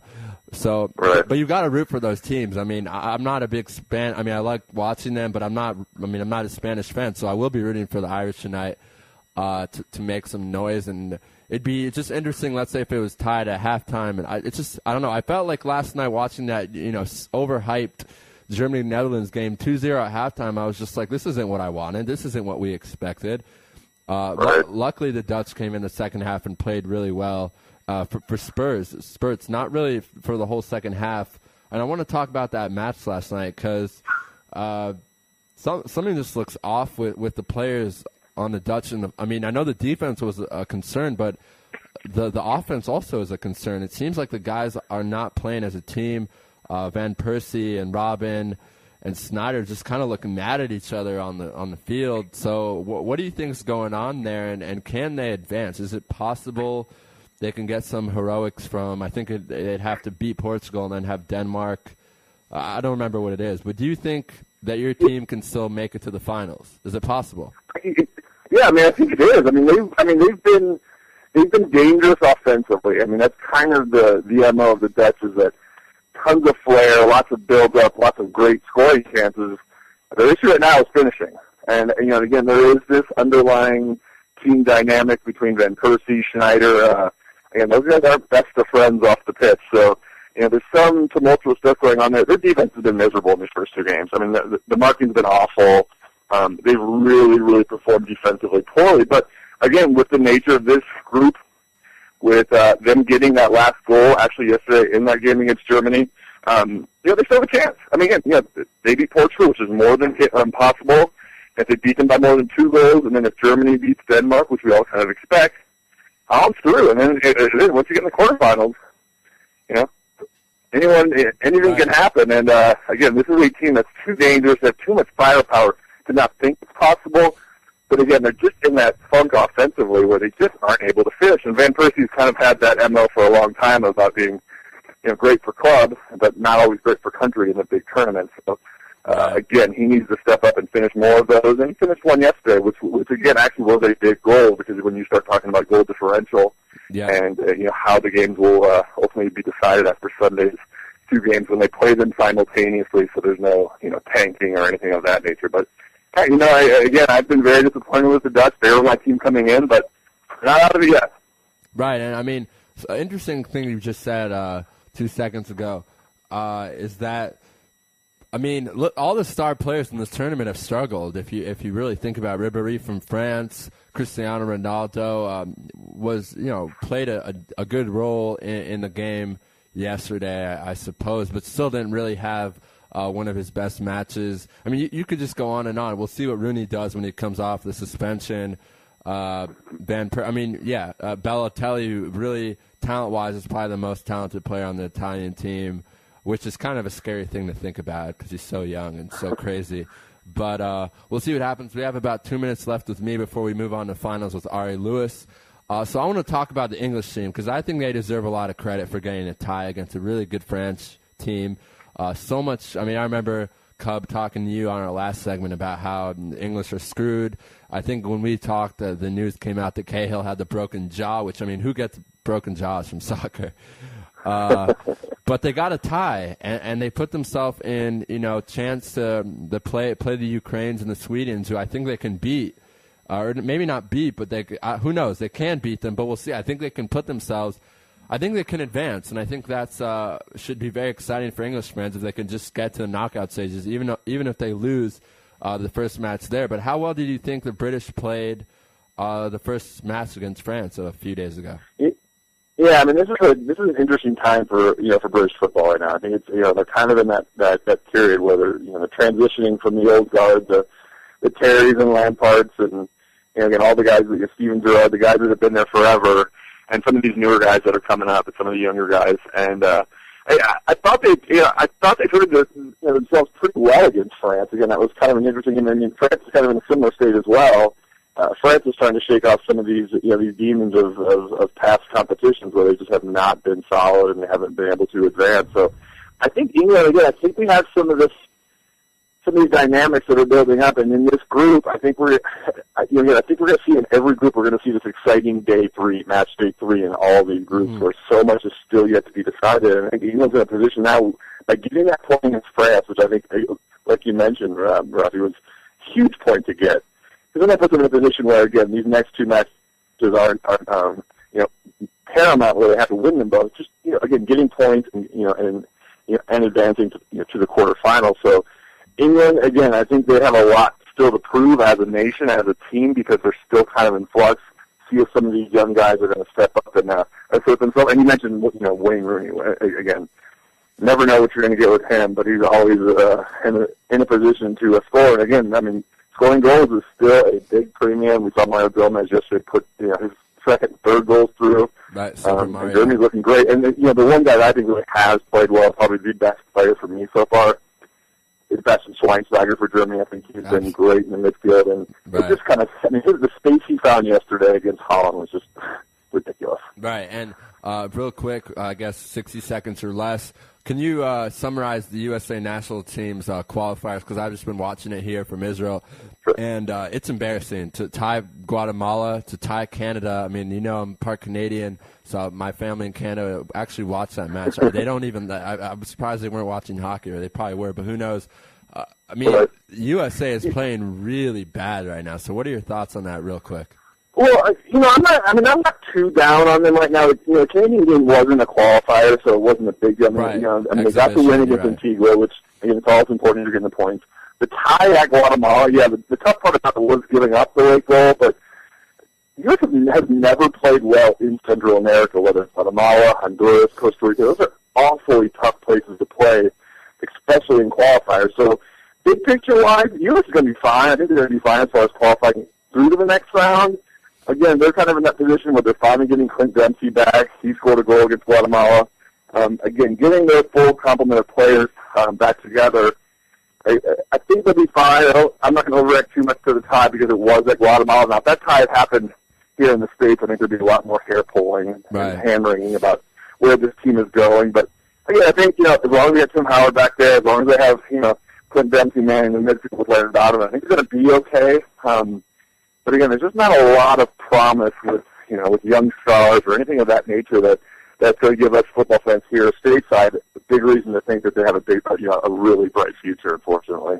Right. I mean, great manager. Klinsmann, I think, will pull it together. And you're right. The Canada thing was an exhibition. I think they played another team and won 3-1. I forget who it wasn't. I think it was a small island or something. I'm trying to. Yeah.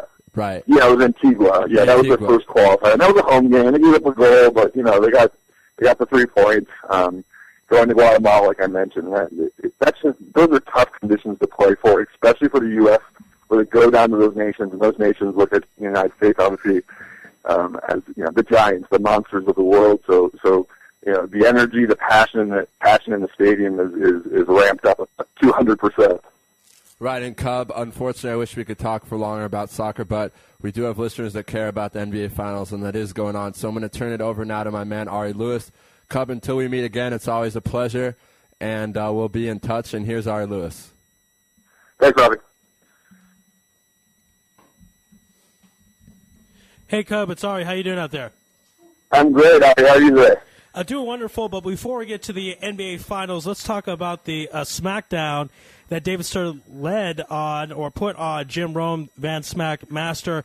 Jim Rome, of course, asked about the rumors and conspiracy theories of the NBA lottery being fixed because the NBA owned Hornets got the number 1 pick. Stern first said no, and you should be ashamed of yourself for asking. Rome was insistent, asked again, and Stern said, do you beat your wife?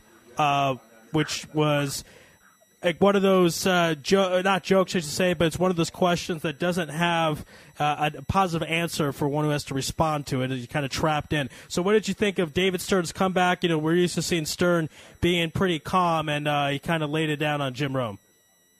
Yeah, I mean, again, I think it's one of those situations where the smacker got a little bit smacked down, obviously, as Rome has a bit of a history of that. But, yeah, I mean, I think that's kind of the question. The whole NBA conspiracy thing, whether it's the lottery, whether it's the refs, whether it's fixing games, again, there's history with that. And there's always been that kind of underlying concern, whether there's, some strings being pulled. Not getting on the whole lottery and that being rigged, I think people need to stop with that because you could have made a case for pretty much every team that was up there. They could have made a case for the Brooklyn Nets, with the league trying to get back into New York City and giving them the number 1 pick.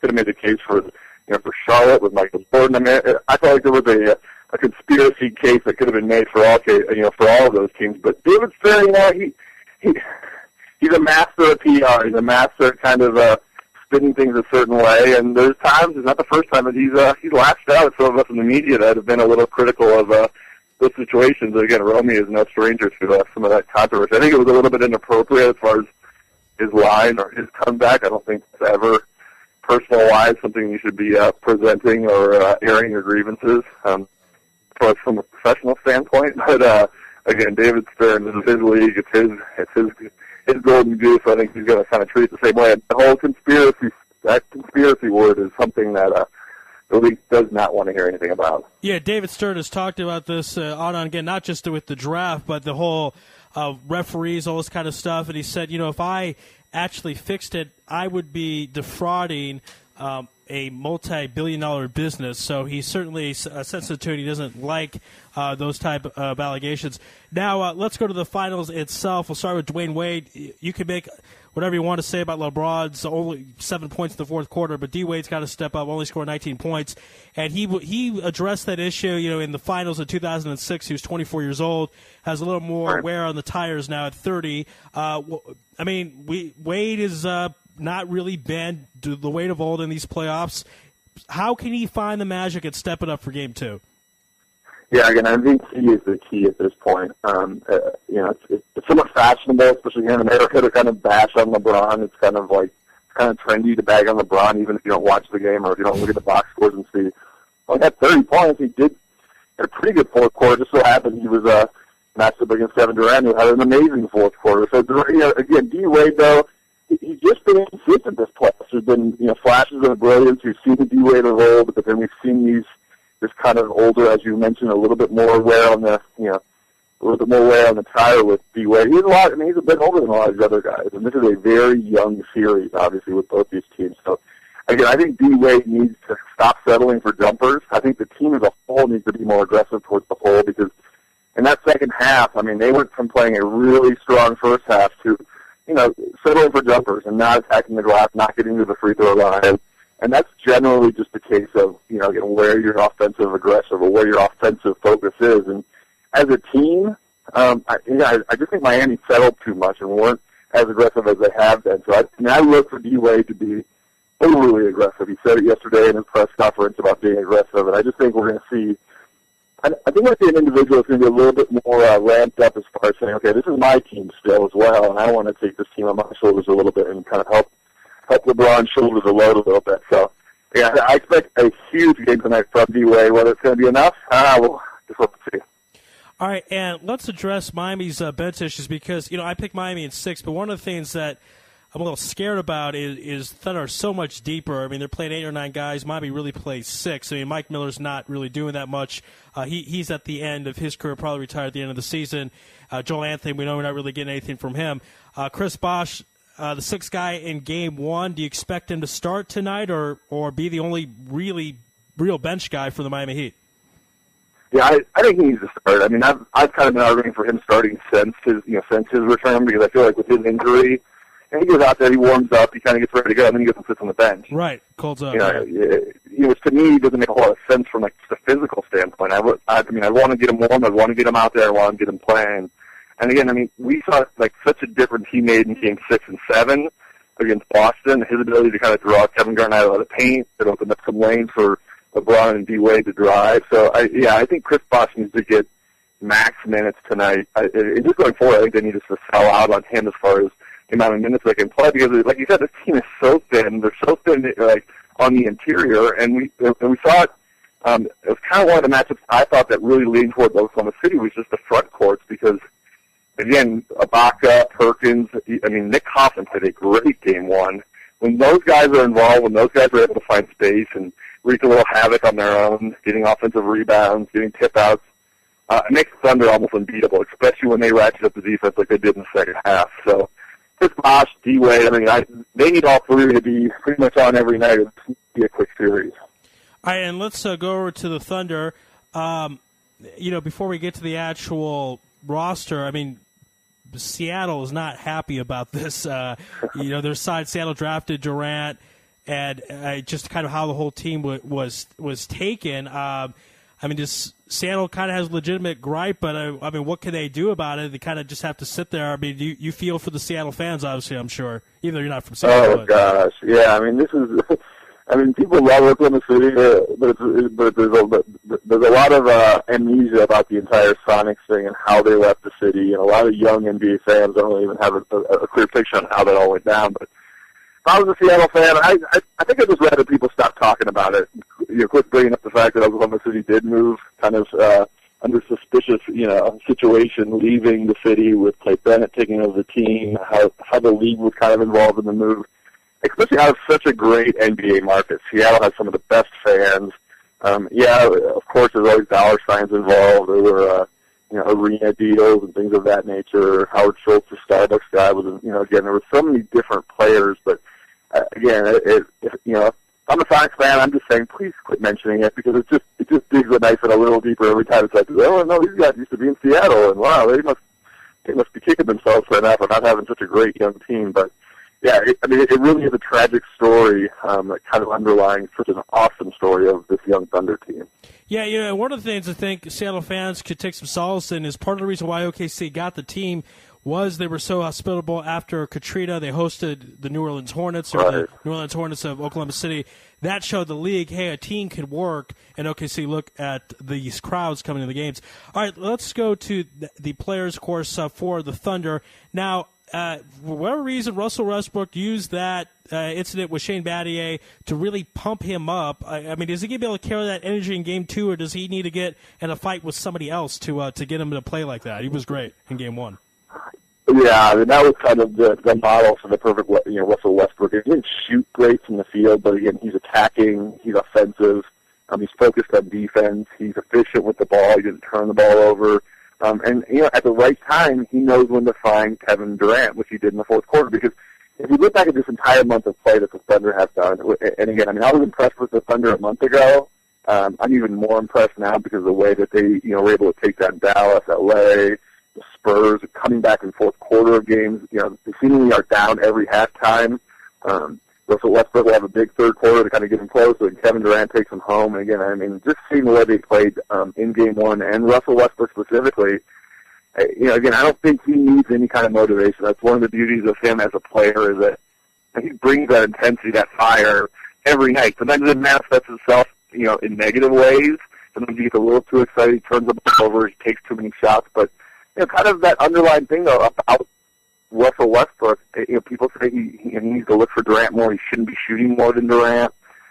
When he shoots more than Durant this year, they're 25-5. I mean, those are pretty good numbers. So I don't think people need to worry too much about that. I think the way things are going for them, they want to keep it as is, let him continue to push the pace, continue to look for for offensive holes in the Miami defense, but having the best score in the world surely doesn't help, or surely doesn't hurt. Wow, that's an incredible stat. Okay, I did not know that. Thank you for that. And I tell you, Cub, we wish you had more time. Got to leave you with this last question.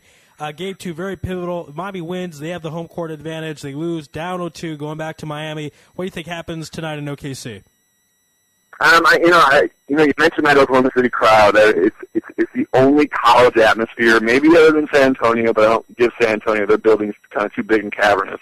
Right. I just love the home crowd there. I just think that Oklahoma City has such a home court advantage. Are so tough to be at home, and again, they've proven in this playoffs the last month that they can go on the road. So I wouldn't be surprised if Miami really gave a good fight and possibly stole this game. But I still like Oklahoma City in every game in that building. I just think that they have such an advantage there in a league that's so watered down with their fan bases. Again, I think Oklahoma City is a pick tonight. I like Oklahoma City in 6 in this series. But again, you never know. LeBron, D-Wade, they have Herculean ability, and wouldn't be surprised if they put that team on their trip tonight. All right, so we got that recorded on our record, Cub. We certainly thank you for your time, and enjoy the game tonight, and we look forward to speaking with you in the future. Awesome. Thanks so much, guys. Enjoy the game. All right, be well, Cub. All right, that was Cub Unit from ESPN's Denver. We're going to stay here and not take a commercial break and dial up our Philadelphia Insider. Really, Cub did a really nice job breaking down the NBA Finals, and I'll give you my prediction at the end of the program of who I think is going to win tonight. You probably can figure out based on my overall prediction. But with Russell Westbrook shooting more than Kevin Durant, 25-5, that's a great stat, even though Durant is the 3-time leading scorer, and Seattle just kind of have to deal with the fact they don't have their team anymore and needs to move on, I would say. But I certainly understand the bitterness. Seattle has only made it to the NBA Finals in the last 20 years once in 1996 against the Bulls when they lost the 6 games. Had a great team that year with Sean Kemp, Gary Payton, Trump, Sam Perkins, on and on. Hi, Ari, are you there? Can you hear us? I'm here. Can you hear me? Yes, we're doing great, and we appreciate having now our Philadelphia Insider, Ari Bluestein, on the program. And Ari, on a personal note, I understand that your dad is in Israel listening to us. That's right. Yeah, he's been in the Holy Land for a few weeks now, and he's there till the end of this month. All right, any message you want to say to your dad? I'll say Shalom, Boker Tov from... Oh, I forget the word for the United States of America. Artzot Habrut. Artzot Habrut, is that right? Yeah. There we go.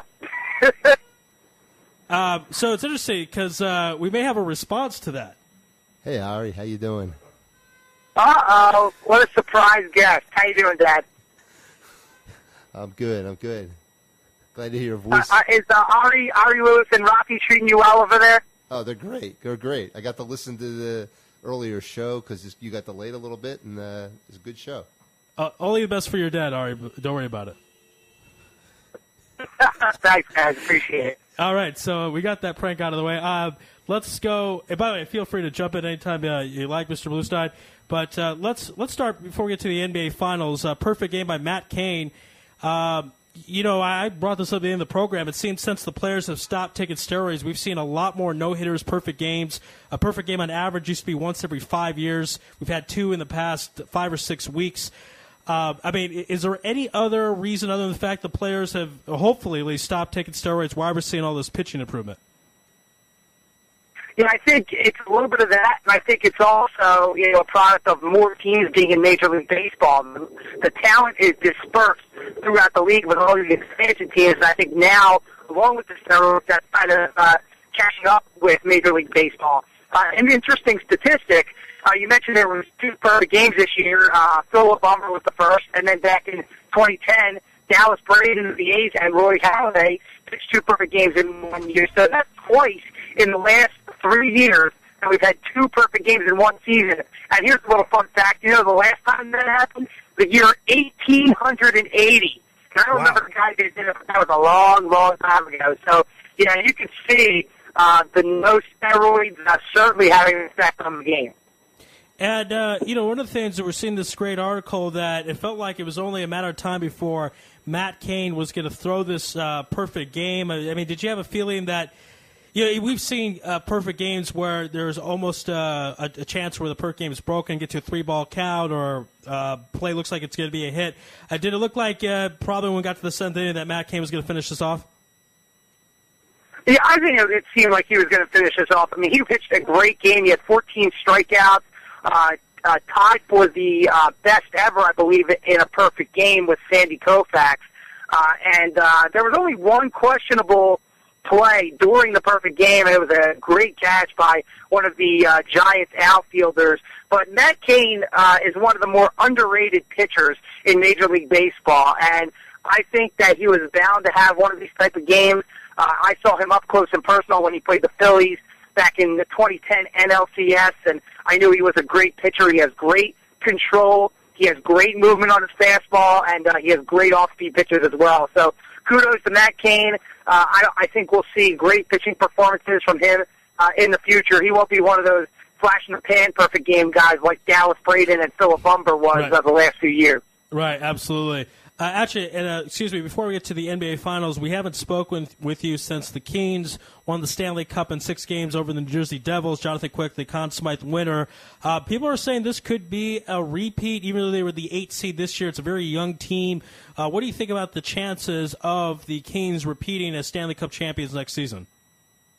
Well, they have a very good team. I think Jonathan Quick, if he plays at that level next year and during the Stanley Cup playoffs next season, I think they certainly have a chance. And you take a look at a lot of the Stanley Cup winners recently, you ride a hot goalie. Tim Thomas with the Boston Bruins was a hot goalie, and he kind of cooled off this year. Jonathan Quick was the goalie this year. Now, can he sustain that? I'm not sure. If you look at the rest of the Kings, they have some other very good young players. Dustin Brown is a very good player. Ante Kopitar, a very good player as well. And, of course, what everybody around here in Philadelphia is calling Flyers West with Jeff Carter, Mike Richards, Simone Gagne, and Justin Williams. Those 4 guys were big contributors to the Kings this year. So I think they'll be competitive next year. Will they make the Stanley Cup run they did this year? I'm not really too sure. There's too much parity in the NHL to have a lot of repeat type of winners as opposed to MLB and the NBA. Okay, and, that's true. It does seem to be the trend, and we don't see too many repeat winners, and the lock-em obviously might have something to do with that as well. Okay, let's go now to the NBA Finals. Game 2 is tonight. OKC up 1-0 in the series. And I mentioned this with Cub Union of ESPN Denver that Dwayne Wade's going to have to figure out a way to step this up, even though you could say 30 years old or not. Michael Jordan, all these great players played very well in their mid-30s. What's Wade got to do? What is wrong with him right now? He only scored 19 points in Game 1. I think they'll need him to get in the 20s, the Miami Heat, that is, to win Game 2. So what's Wade got to do? Does he have to be more aggressive and take it to the basket a little bit better? Well, there is a rumor out there that Dwayne Wade is a little bit banged up. Okay. I don't know what the truth is to that. Wade hasn't come out and said anything, but there are a lot of rumors going around that he is hurt, not exactly sure what's wrong. So I think he looks a little bit slower in terms of his first step. That's number one. But in terms of what he has to do, I think he does have to get a little more aggressive. He's not shooting the ball particularly well, and his strength, along with LeBron's strength, has never been in the outside shooting. I think both LeBron and D-Wade have to get to the basket more in order to score more points, because the bottom line is this Thunder team is going to score points. They just have so many weapons and can score in so many different ways that the Heat have to absolutely thrive on the transition game and drive to the bucket. And that's really the way they've been successful. So I think LeBron, he's got to score around 30. D-Wade, as you mentioned, he's got to score 20 to 30 points. And Chris Bosh has to come to play as well, because Shane Battier and Chalmers had good games in Game 1, but not great games. But I don't think you can expect that from them every game. So I think absolutely D-Wade, he has to be more aggressive. Yeah, Kevin Durant, of course, got his 30-plus points, 37, I believe. But really the killer was Russell Westbrook scoring 27. Do you think that he got to change it defensively to keep him in check? Because Durant's going to get his, but when Russell's doing that, that's certainly a killer for the Heat. So what do you think the Heat should do defensively to stop or contain Russell Westbrook? I think they need to try and force him to turn the ball over. When Russell Westbrook is dishing out 11 assists and only turning the ball over twice, which I believe were his statistics in Game 1, the Heat are in trouble. Because where the Thunder get in trouble is if Westbrook handles the ball too much and he's a little bit wild, he gets out of hand, he can turn the ball over a little bit. So I think they need to double-team Westbrook, put him in situations where he's going to turn the ball over, and if they can get him to turn the ball over 6, 7, 8 times in this game and have under 10 assists, I think they have a chance to slow him down. Now, he's still going to score points because that's just what he does. Same thing with Durant. But the key for him, again, the Heat should focus on trying to create turnovers when Westbrook has the ball in his hands. Okay, now, one of the things we noticed, too, in the fourth quarter, it was pretty much even through 3 quarters, only 1-point deficit, then the Thunder really took over. Could that be the Heat? I mean, they're not an old team, but they gassed out, or they were just nervous in the fourth quarter? Because we thought the younger Thunder team, who don't have a lot of finals experience outside of Derek Fisher and Kendrick Perkins, we thought maybe they're the ones who'd be nervous under the big lights. So what is your reason for the fourth quarter deficiency for the Miami Heat? I mean, it's hard to say because LeBron, in particular, has really had trouble in the fourth quarter his whole career. Right. I think you take a look at what Durant can do in the fourth quarter in terms of shooting the ball. That gives him an edge over LeBron and D-Wade because Durant is a better shooter than both of those guys. So, again, it goes back to my point of when we were talking about D-Wade needs to be more aggressive. I think the Heat just need to be more aggressive in the fourth quarter. They need to go to the bucket and not settle for outside shots because the Thunder can settle for outside shots with Durant. And as you mentioned, Derek Fisher, a very good outside shooter. Westbrook can shoot from the perimeter as well. So I think that they need to just stay on their game in the fourth quarter and not settle for those outside jumpers.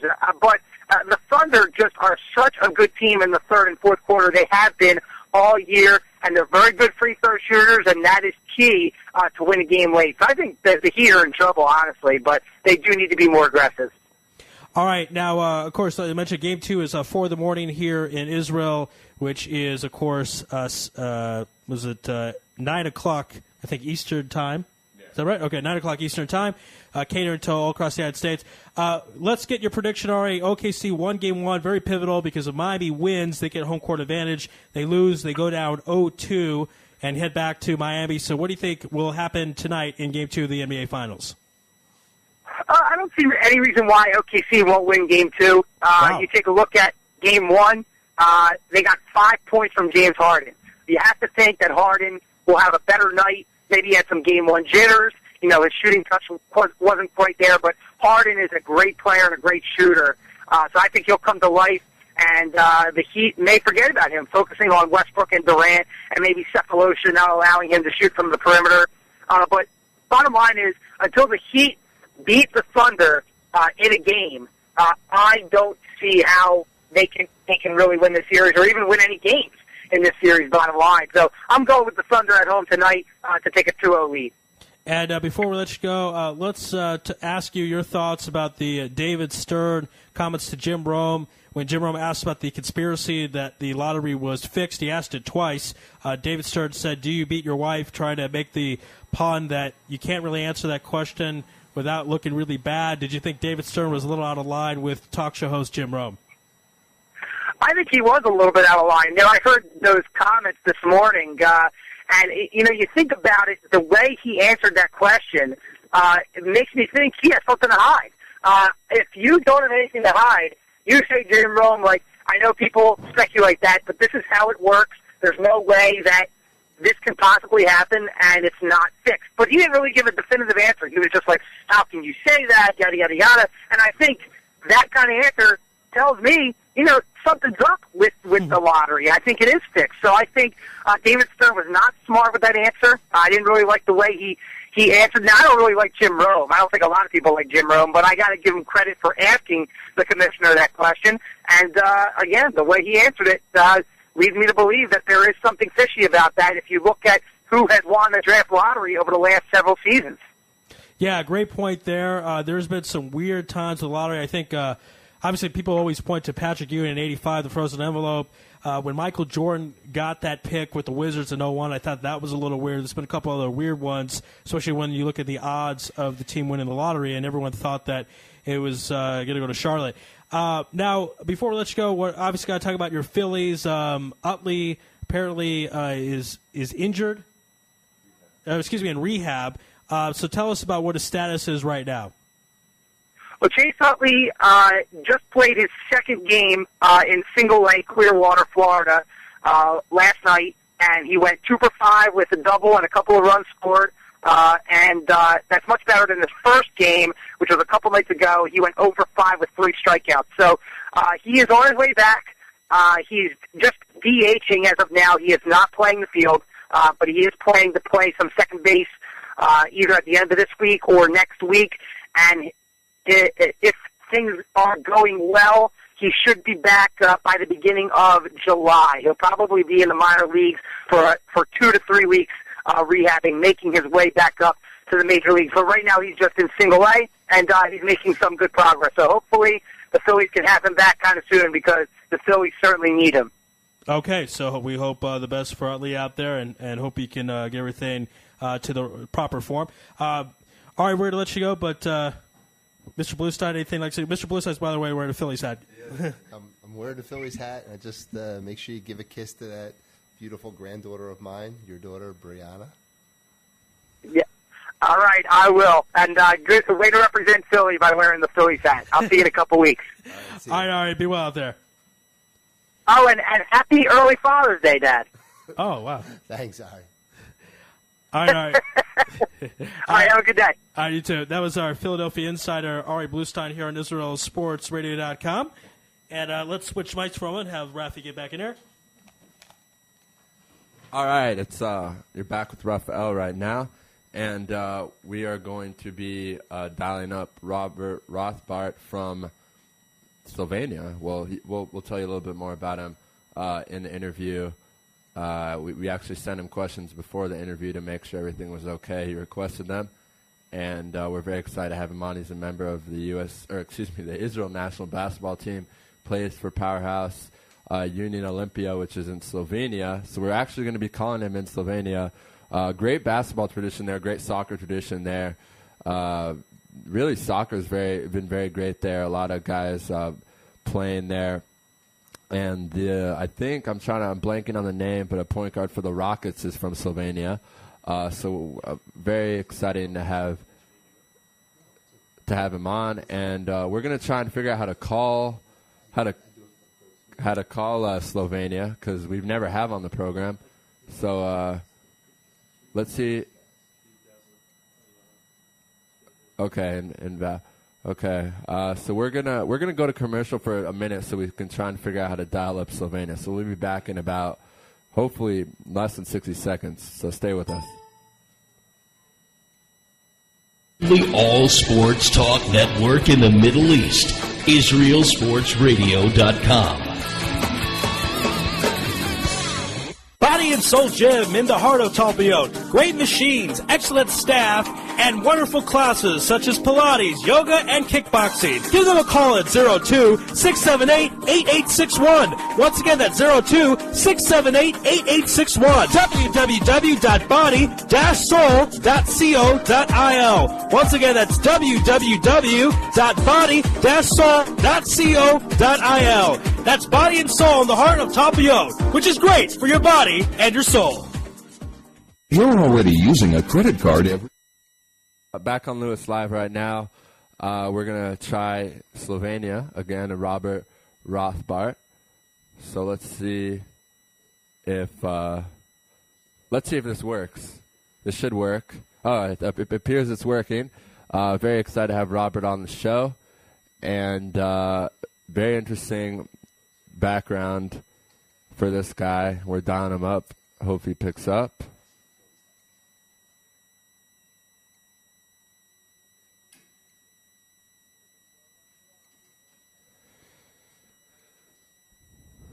Having a problem. Hi, am I speaking with Robert? Yes, hello. Hey, Robert. You're on Lewis Live on Israel Sports Radio. How are you doing? I'm good. Thank you.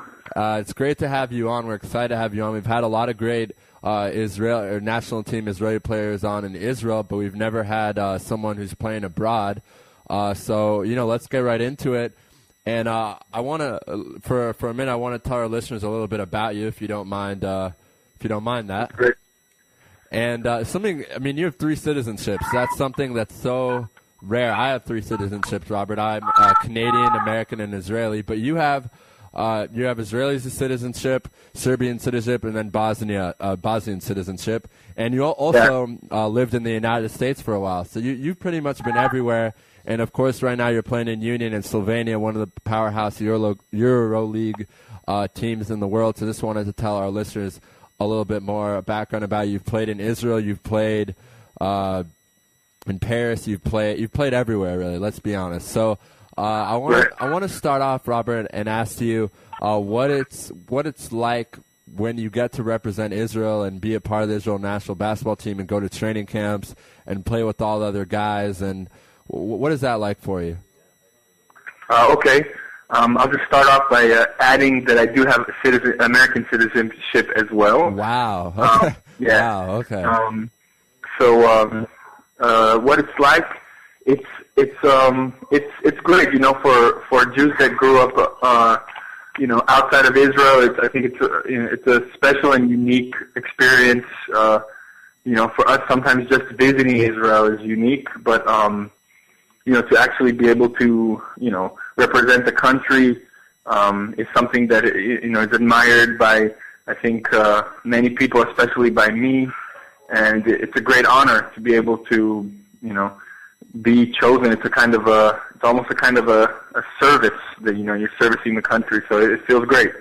Right, and I mean, there's been a lot of great players who've played on the Israel national team. So I wanted to ask you a little bit about what it's like. A lot of you guys play. Not all Israelis are playing in Israel. I think that's a myth. A lot of people think there's guys playing in Italy and Russia. So when you guys meet, do you guys talk about what it's like playing in the different countries and compare it to what it's like playing in Israel? Because all of you have played in Israel, and a lot of you have moved on to Europe. So do you guys ever talk about the differences between Israeli basketball and European basketball? Yeah, we definitely do.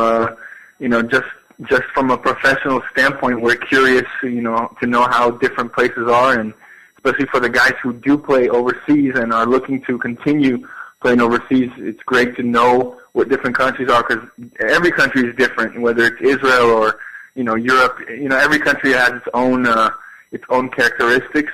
So, yeah, we always discuss it, and we always let each other know what coaches are like, this and that and so on. But I definitely think that Europe is much different than Israel on a basketball standpoint. In many aspects, So, yeah, it's a different experience. I've played in Israel for years, and here it's a different experience. Both have good and bad, and I love having all those different experiences. Right. And I want to move on now and ask you what it's like to have played in the EuroLeague and in the Adriatic League, because, the EuroLeague, I always made the argument with my friends that the EuroLeague is just as exciting as playing like a team like the Nets or a very bad team in the NBA. The EuroLeague is so exciting, so competitive. You get to travel all across Europe, go to crazy stadiums, Maccabi Tel Aviv, Panathinaikos, Olympiacos, Milan. So what has it been like for you to play in the EuroLeague? Oh, man, EuroLeague, this is my first season this year, right. And it kind of came out of nowhere in my career, and it was such a great experience. Not only that, at the end of the actual EuroLeague season, I had a chance to play lots of minutes because some changes were made on the team. So, I got to play against teams like Barcelona. We had a hard group, really tough group, but I got to play against some of the greatest players in the world, the greatest teams. But I think that all players kind of feel the same way. Just like you said, it's one of the most exciting basketball levels that I've ever actually seen or been a part of. And the game is so clean, and there's not a lot of I don't know how to explain it, like stuff around like dirty play and things like that. There's good refereeing, and the game is so clean and, like you said, just competitive that I feel like I would almost play for free if it was EuroLeague. Right, and yeah, like you mentioned, it's exciting. I also understand that you also play in the Adriatic League this year, which is a lot different than the EuroLeague, but quite an experience because playing, in the EuroLeague and the Adriatic League, you see the difference. You go to stadiums one night, let's say when there's 12,000, crazy fans, and then in the Adriatic League you go and play where there's only 1,000 fans. So what is that like mentally to have to, switch so quickly to play in front of crazy fans to then sometimes play in front of empty gyms in really, really, really small countries all across Europe?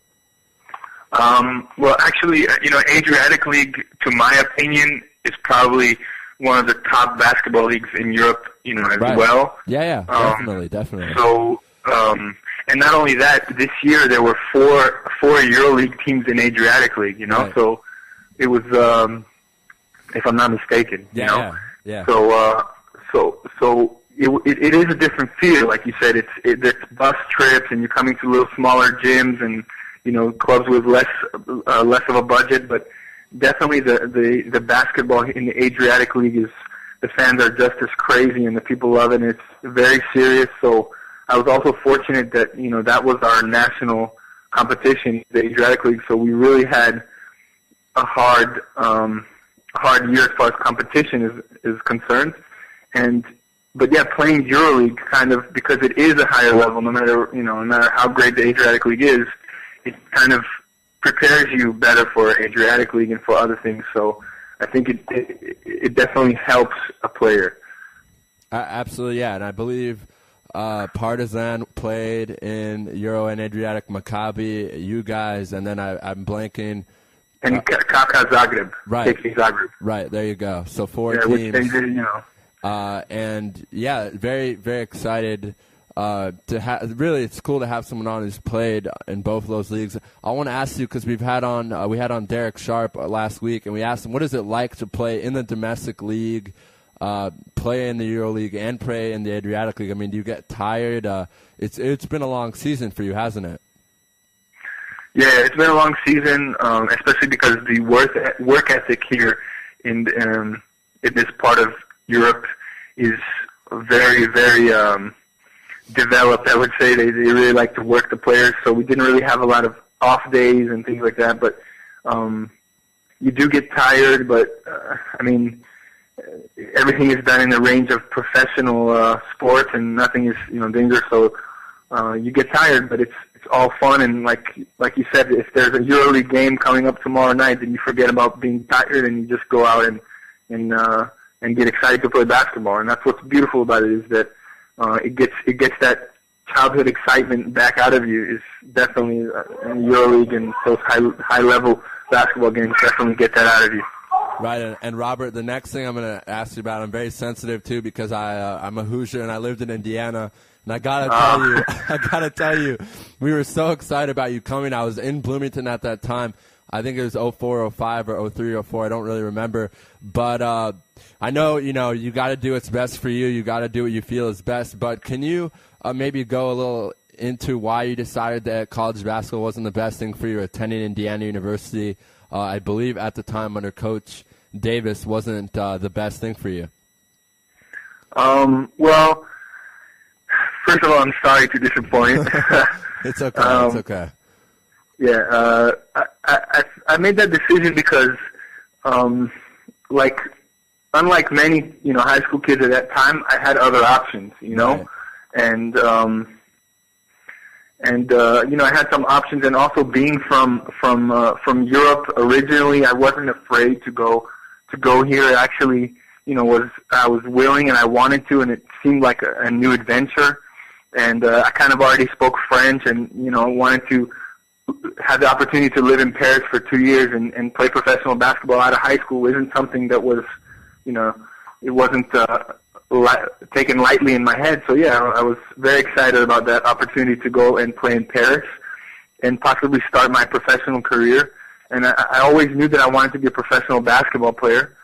So, it was my opportunity to get it done right away. So hope I didn't disappoint too much, but you know, that's life, you know? Yeah, no, that's life. And I mean, I being from Israel and being in Indiana, I was trying to tell a lot of my friends that, like, they didn't understand why someone wouldn't want to go to the great IU. And I would explain to them that you're European, you have options. It's not like you decided to not go to IU because you didn't want to go to IU. It's because you wanted to play professional basketball, and you had the opportunity, as you said, to go to Paris, one of the best cities really in the world, in my opinion.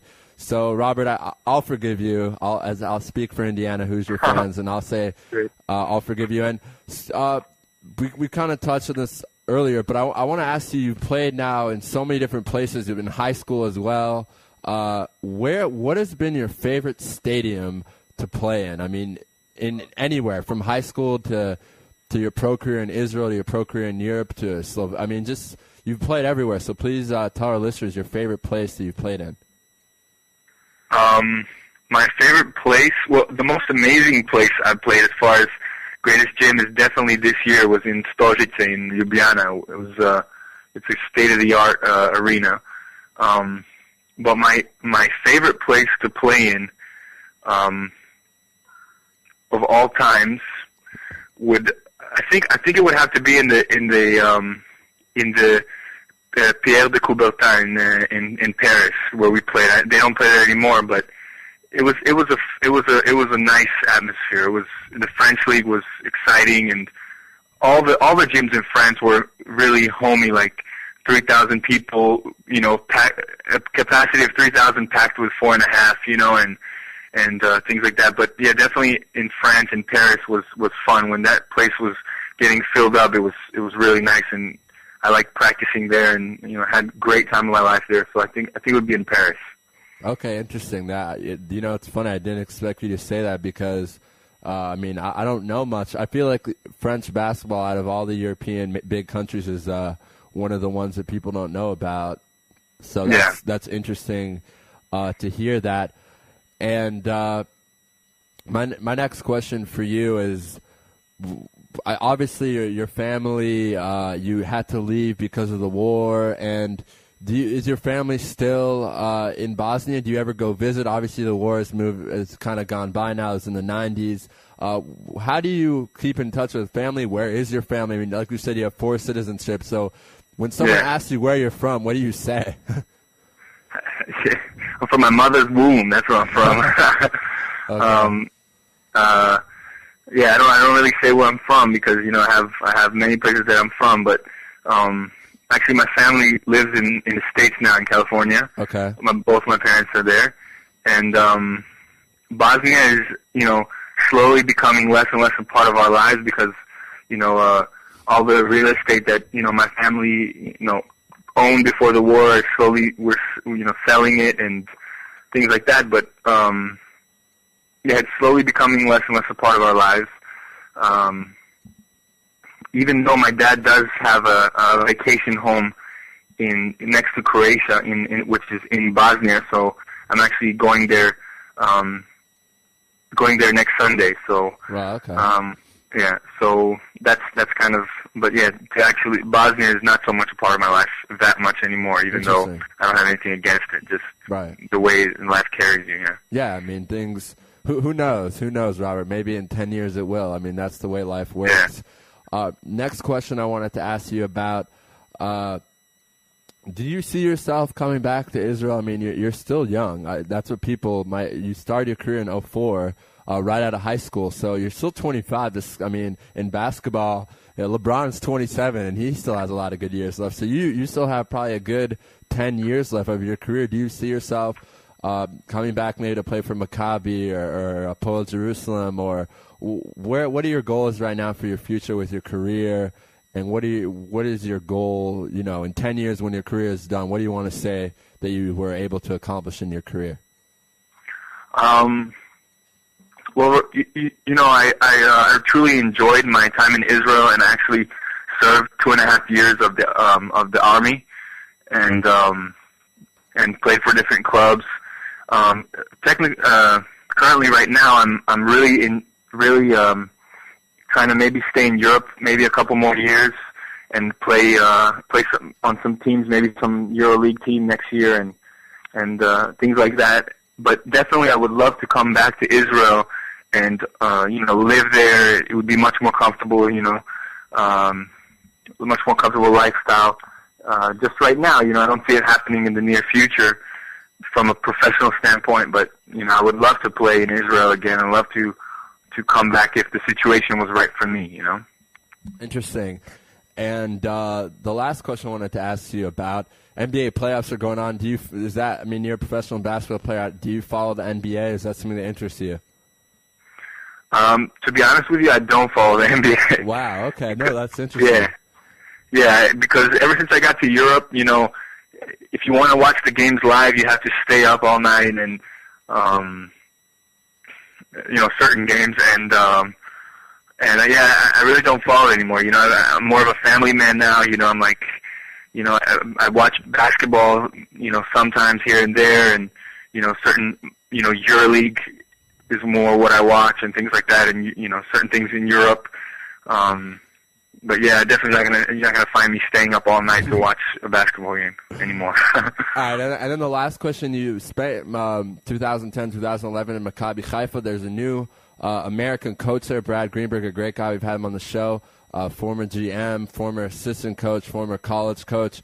Do you see yourself, or do you ever consider yourself going back to Maccabi Haifa? They're building up the team. They moved to a new stadium. Do you see? Is that a good situation, you think, for you in the future? Yeah, I don't know much about Brad, but seems like he knows a lot about basketball and everything. Obviously, Jeff wouldn't hire him if he didn't. Right. And I actually loved Haifa. It was my favorite place out of all my 4 clubs that I played for in Israel. Definitely by far my favorite place from all aspects. So I would love to go back to Haifa, Just like I said, if the opportunity was right for me, because I'm really focusing on the basketball standpoint of my life now, my career, not so much just looking to come back to live in a certain city or things like that. So I would love, if the opportunity was right, I would love to be in Haifa and meet Brad and play for him if the opportunity was right for me. And, we'd be happy to have you back in the Holy Land in Israel. Robert, thank you so much for coming on. We really appreciate it, and we'd love to have you on in the future, follow your career. We're big fans of you at Israel Sports Radio, and we appreciate your time. Hey, thank you so much. Thank you so much. All right, Robert, have a good day. Lots of good luck. Bye. Bye. All right, Robert Rothbard from Union Olympia. I don't know if I'm pronouncing that right. I'll probably get made fun of. But I definitely watched them play in Slovenia, a powerhouse team. I think their stadium seats 12,000. That's pretty big for a country that's population is 3 million. They played in the Premier A Slovenian League this year, the Adriatic League, and the EuroLeague, along with Maccabi playing in the Adriatic League and the EuroLeague. Very, very difficult. We had Derek Sharp on the show last week. He said it was one of the most grueling seasons. They played more games than the NBA played this year. I believe Maccabi played, I think they went 73-12, 72-13, something along those lines. So it really, really good stuff there. It's always great to have players on from foreign, from not Israel. We've had a lot of great players on in Israel, but 85 games I've been told right now. So I think Maccabi had a great season. Union had a great season, and I'm just going to talk about the NBA Finals for about a minute, and then we're going to talk about the NHL playoffs. And obviously, if anyone listens to our show, they know I'm not going to be doing that segment. But tonight, I think the Heat are going to win. Call me crazy. I think they played really well in the first game. They just kind of collapsed in the second half. They were winning, in the fourth quarter, they were winning the game with I think 4 minutes left in the third quarter. I really like this team. I really like everything they've been doing. I love LeBron. I hate to hate on LeBron. It drives me insane. LeBron's my boy. I love him. I will always love him. He's won 3 MVPs. He obviously could have been Derrick Rose last year, in my opinion. I think he was top 5 in the voting. This is the best player in the NBA by far. Sorry if that hurts your feelings if you're a KD fan. I'm not, I am, but I just think LeBron is the best. I hope he can win a title so everyone just leaves the man alone and he can be in peace. He needs help, though. That's definitely the issue. He needs help from Dwayne. He needs help from Chris. and he needs help from Mike, Shane, and guys who really have disappeared this year on him.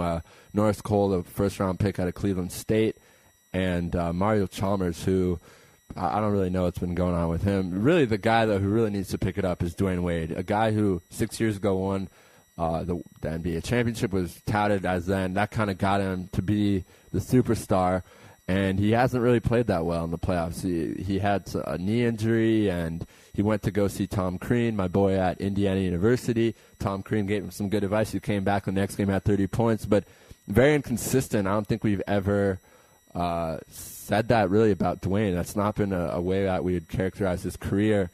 So that'll be very exciting to see what happens tonight. I missed game one because I couldn't stay up, but tonight I'll probably stay up for game 2 tonight. I really hope the Heat can win. Then the next 3 games, of course, are in Miami. Just an update on the Euro, since we had 2 great segments today on the Euro. Italy and Croatia are 0-0 in the 24th minute. We're going to go to a commercial right now, and on the other line, Laurie Brownstone, who's going to break down the NHL playoffs with us.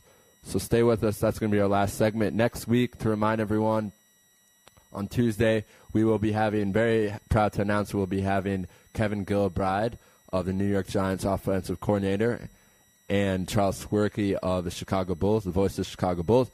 And a new update for our listeners, Marcus Teague of Kentucky has agreed to come on the program. He's a really nice guy. Luckily, I got the Indiana connection with him, and he agreed to come on. He's was really nice about it. I expect him to be harder, more difficult about it. We'll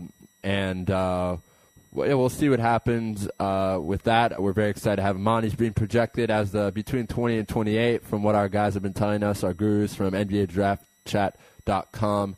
And, of course, Joe Kudach, who runs the NBA Draft Express, or NBA Draft, let me get it for you, editor-in-chief at Pro Basketball Draft, sorry. So he told us 20 to 28. I read a mock draft that said 16. I'm not really sure if I buy the hype, but we're going to have him on. A lot of great guests. Mark Stein's going to join us from ESPN. Simi Rager will probably come in the studio. Tommy Smith to talk soccer in the Euro. Probably by then we'll be in the quarterfinals or semifinal stage of the Euro. So we're going to go to a quick commercial on their line. Laurie Brownstone, who's going to break down the NHL playoffs.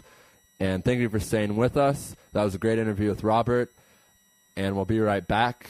So please stay with Lewis Live on Israel Sports Radio. You're tuned in to the only all-sports talk network in the Middle East, IsraelSportsRadio.com. Body and Soul Gym in the heart of Talpiot. Great machines, excellent staff, and wonderful classes such as Pilates, yoga, and kickboxing. Give them a call at 02-678-8861. Once again, that's 02-678-8861. www.body-soul.co.il. Once again, that's www.body-soul.co.il. That's Body and Soul in the heart of Talpiot, which is great for your body and your soul. You're already using a credit card every day. Why not feel good every time you make a purchase? When using the HAS Advantage Support Israel Visa card, a percentage of each purchase you make will be donated to your choice of 24 Israeli-based charities, while still earning a reward point for every dollar spent. But wait, these rewards are even better than the standard rewards you get, especially when using them towards Israel travel, with the best conversion rate on El Al's Matmeed Frequent Flyer program. Earn double points at some of your favorite supermarkets and restaurants in the U.S., as well as discounts all over Israel. If you love traveling and supporting Israel, HAS Advantage is the card for you. Just give us a call toll-free at 1-866-6-ISRAEL. Sign up right now with the code ISR10 to earn 2,500 bonus points. That's 1-866-647-7235. HAS Advantage. Earn rewards. Support Israel. Offer valid for U.S. citizens only. Terms and conditions do apply. When dialing from within Israel, please dial 1-800-200-818. Israel Sports Dynamics specializes in football consulting, equipment, uniforms, and more. Great brands such as Nike, Russell Athletics, Shutt Sports Products, and many more. Just one call away. With over 30 years coaching experience with university and professional athletes, Harry Hill, owner of ISD, can advise you For all your sports needs, call 054-581-3248. That's 054-581-3248, or visit our website at www.isdisrael.com. If that's not easy enough, click on the ISD banner on the Israel Sports Radio website and be part of the game. Back here on Lewis Live on IsraelSportsRadio.com. Our thanks to Robert Rothbart. Very big man, by the way. I've seen him in person, about 7 feet tall. Very huge basketball player here in Israel, and it was great to have him on. We appreciate his time. He's been on the program before, actually. Had a lot of fun. Gives a lot to charities as well, and so they've given of his time. And he was on. We had a kids show about a year and some change, and Robert Arthur came on just so the kids could interview him, even though it wasn't the mainstream audience, and that was very, very nice, and so we certainly appreciate there. We're going to dial up our next guest. She's a very funny woman and knows her sport. She actually had the Devils losing in 6 to the Kings. So Lori Brownstone will be coming on in a few seconds. Want to remind everyone to check out our store. We click on the store tab on IsraelSportsRadio.com. Hey, Lori, welcome to Lewis Live. How you doing out there? Hey, all right, I'm fine. Thanks for having me.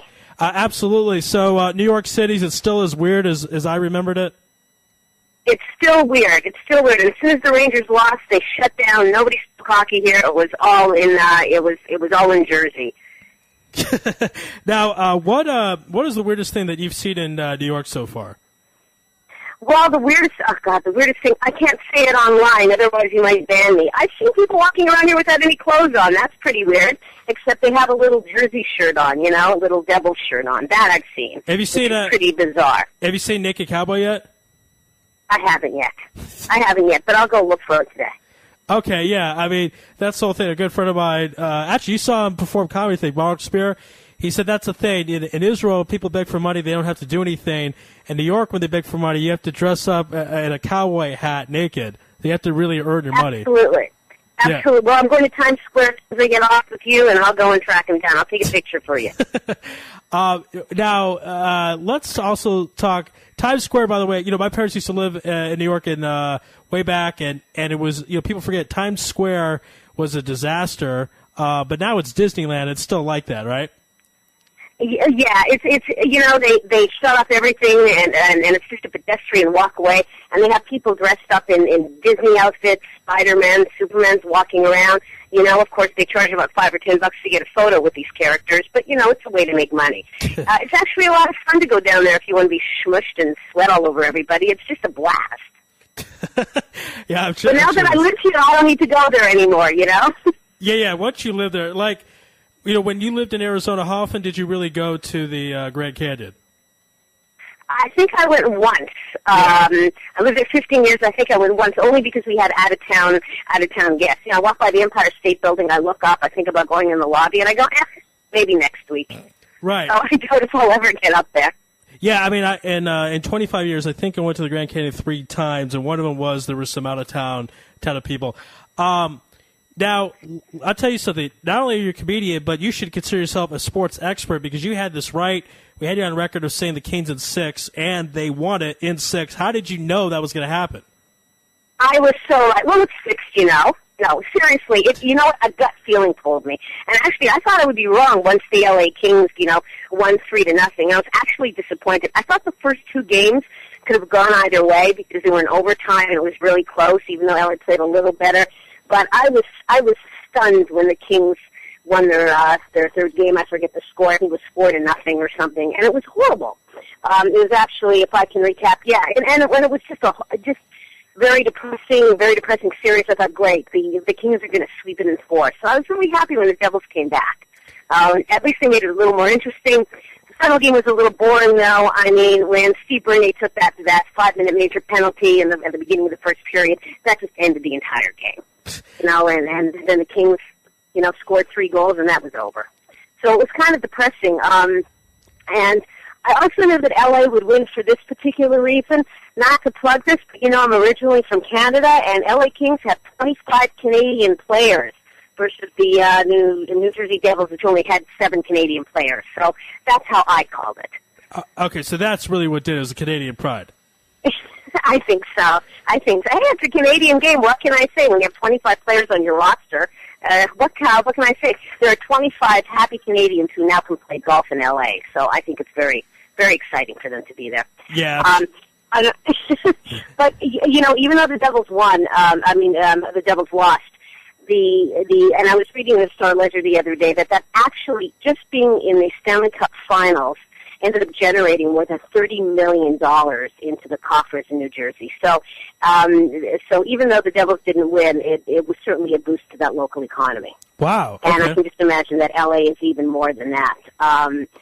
What we didn't talk about before that I think is important for hockey, a little bit on a serious note, I think LA winning this year was really good for hockey because LA is such a huge media place. I mean, here all of a sudden you've got beach bums and ice hockey mixing together, and it's making it a little bit cool. Kids are going to see this. They're going to see the celebrities.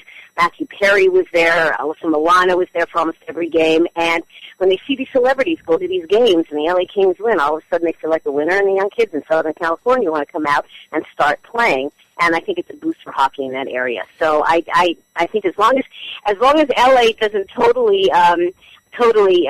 destroy the city in their parade in a couple hours, which is starting, I think they'll be fine, and I think it's good for them. One of the things I saw on Yahoo.com regarding the NHL was, Wayne Gretzky, of course, was traded to the Kings in '88, and the documents of the trade from the Oilers to the Kings are up for sale. How much do you think they'll go for? There's actually a number on. Oh no, seriously, there's not a number on here.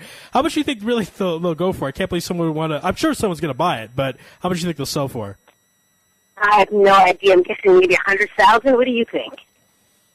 At least six figures, maybe even a little more. I wouldn't be surprised if it was $250,000. It was such a big trade for hockey history, but just funny. I mean, anything. Luis Gonzalez spit out a piece of gum, and it's sold on eBay for a few $1,000s. People buy. What's the weirdest thing you've ever bought on eBay? I've never bought anything on eBay because I'm old. I can't figure it out, Ari. Yeah, well, No, the weirdest thing I ever bought. You know what? Nothing. I'm sorry. I'm boring. I've not bought anything on eBay at all. One of these days I'll be able to figure it out. Well, you're not alone. I never tried to sell something on eBay a couple of times. It didn't really work out. If I was able or had the ability to buy something on eBay that was really weird, it might be. Let's see. What is something really weird? Well, I once did a public access show where I can't even say on there. Ask me on Facebook. I'll have to tell you the story. I don't want to say. All right, I'll tell you the story, and I'll tell you the real story about eBay. I can't say it on the air. Oh, okay. I had to feel it was a real story. But anyway, what did you think of the series? I thought it was really exciting once the Devils came back, and I thought that was a wonderful game, and then it just kind of fell to pieces. Yeah, and what was there was a penalty in Game 6 by the Devils that set up the power play, and 3 goals in a row scored by the Kings. What did you think of that penalty? Is he the GOAT in the series? I forget his name, but that gentleman on the Devils who did that? It was Steve Bernier, and he's like a fourth-string player, and this was probably, I read an article by Martin Brodeur, the Devils goalie, and he was, trying to console the guy in between periods, and unfortunately, he's going to be the guy who people are going to point fingers at and say, hey, we could have won this game and we lost the Stanley Cup because of you. But in all reality, the Kings did come back and score, a few more goals, but I think it set the stage. Once that was also a boring game. Who wants to see a Stanley Cup final game when you're watching and it's 3-0? So, it was kind of a letdown. But, it's not only him, it's the other players too, but it was kind of, but I'm glad the LA Kings won. Just for some trivia, it's the second time in NHL history that a captain from a team is an American. So that was kind of a unique scenario. When Brown hoisted it, there was only one American in over 100 years before him that could hoist the cup.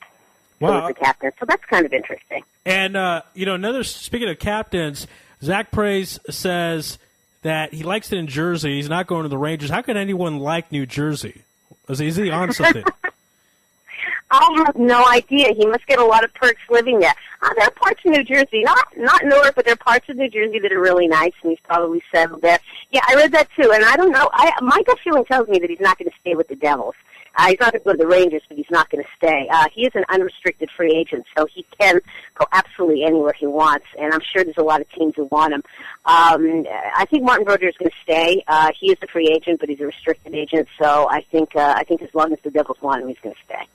Okay, so we'll see what happens there. Keep an eye on that. And, still staying with hockey, of course, the Coyotes, it looked like it was tilting for them staying in Glendale. And then there's a watchdog group, the Goldberg group, is going to try to nix the leasing agreement of Jobbing.com Arena, where, of course, the Coyotes play. The Goldwater Institute, that is. Why would they do that? Well, I mean, let's have the Coyotes stay. I don't want them. I know you would like them to go to Winnipeg, but or wherever they might go. Actually, where would the Coyotes go if they leave? Do you know? I heard some rumors that they would go to Seattle. Seattle, okay. Seattle, of course, they're from Winnipeg, and I kind of have a connection there. I was born and raised in Winnipeg, but I did spend 25 years of my life in Arizona before I moved to New York, and I love the Coyotes. But I wouldn't be surprised if they moved. And it's more of, obviously, it's a business deal. No matter how they pack the arena, if they're losing a little bit of money, they're going to go. And I heard that. I did hear that Phoenix Seattle may be the place that they go. So we'll have to wait and see what happens. There's been talk for the last couple of years, and then something pulls out at the last minute, and we're here for at least one more year. We're here for at least one more year. So we'll wait and see what happens. I hope to stay in Phoenix. I think Phoenix deserves a team. I know it's Arizona, but I figure if Florida and California can have a team, so can Arizona. Yeah, that's for sure. I mean, what's wrong with us? I still consider myself someone in Arizona anyway, so I'm hoping the Coyotes end up staying there. Now, going back to the NHL Finals, the Kings are a young team, and what do you think for the future? Like a dynasty, can they win 3 or 4 cups in a row?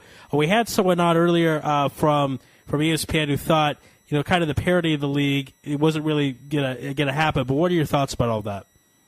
No, you know what? I don't think it's going to happen. I don't think, unlike football, there seems to be a lack of a dynasty. For example, Chicago, 2010, a young team, fantastic team, won the Stanley Cup easily, and then all of a sudden the next year they barely got into the playoffs. Pittsburgh wins last year. They couldn't make it out of the first round this year. So there seems to be, I would be surprised if LA actually came close to winning the Stanley Cup for next year. There seems to be large turnaround.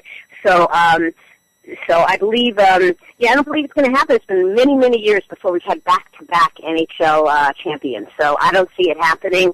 I could be wrong. I think we're looking at, I think next year, I'd like to see the St. Louis Blues win. They're the only team in the same 67 expansion, the same one that the LA Kings came in, that has not won the Stanley Cup. And they did really well this year. I think they were second seed in their division, and I think they should win. And I'm kind of hoping they will for next year. I see them being strong. I also see. I'd like to see the Sharks win a little bit, but I don't see it. They tend to have a good season and then they kind of blow it.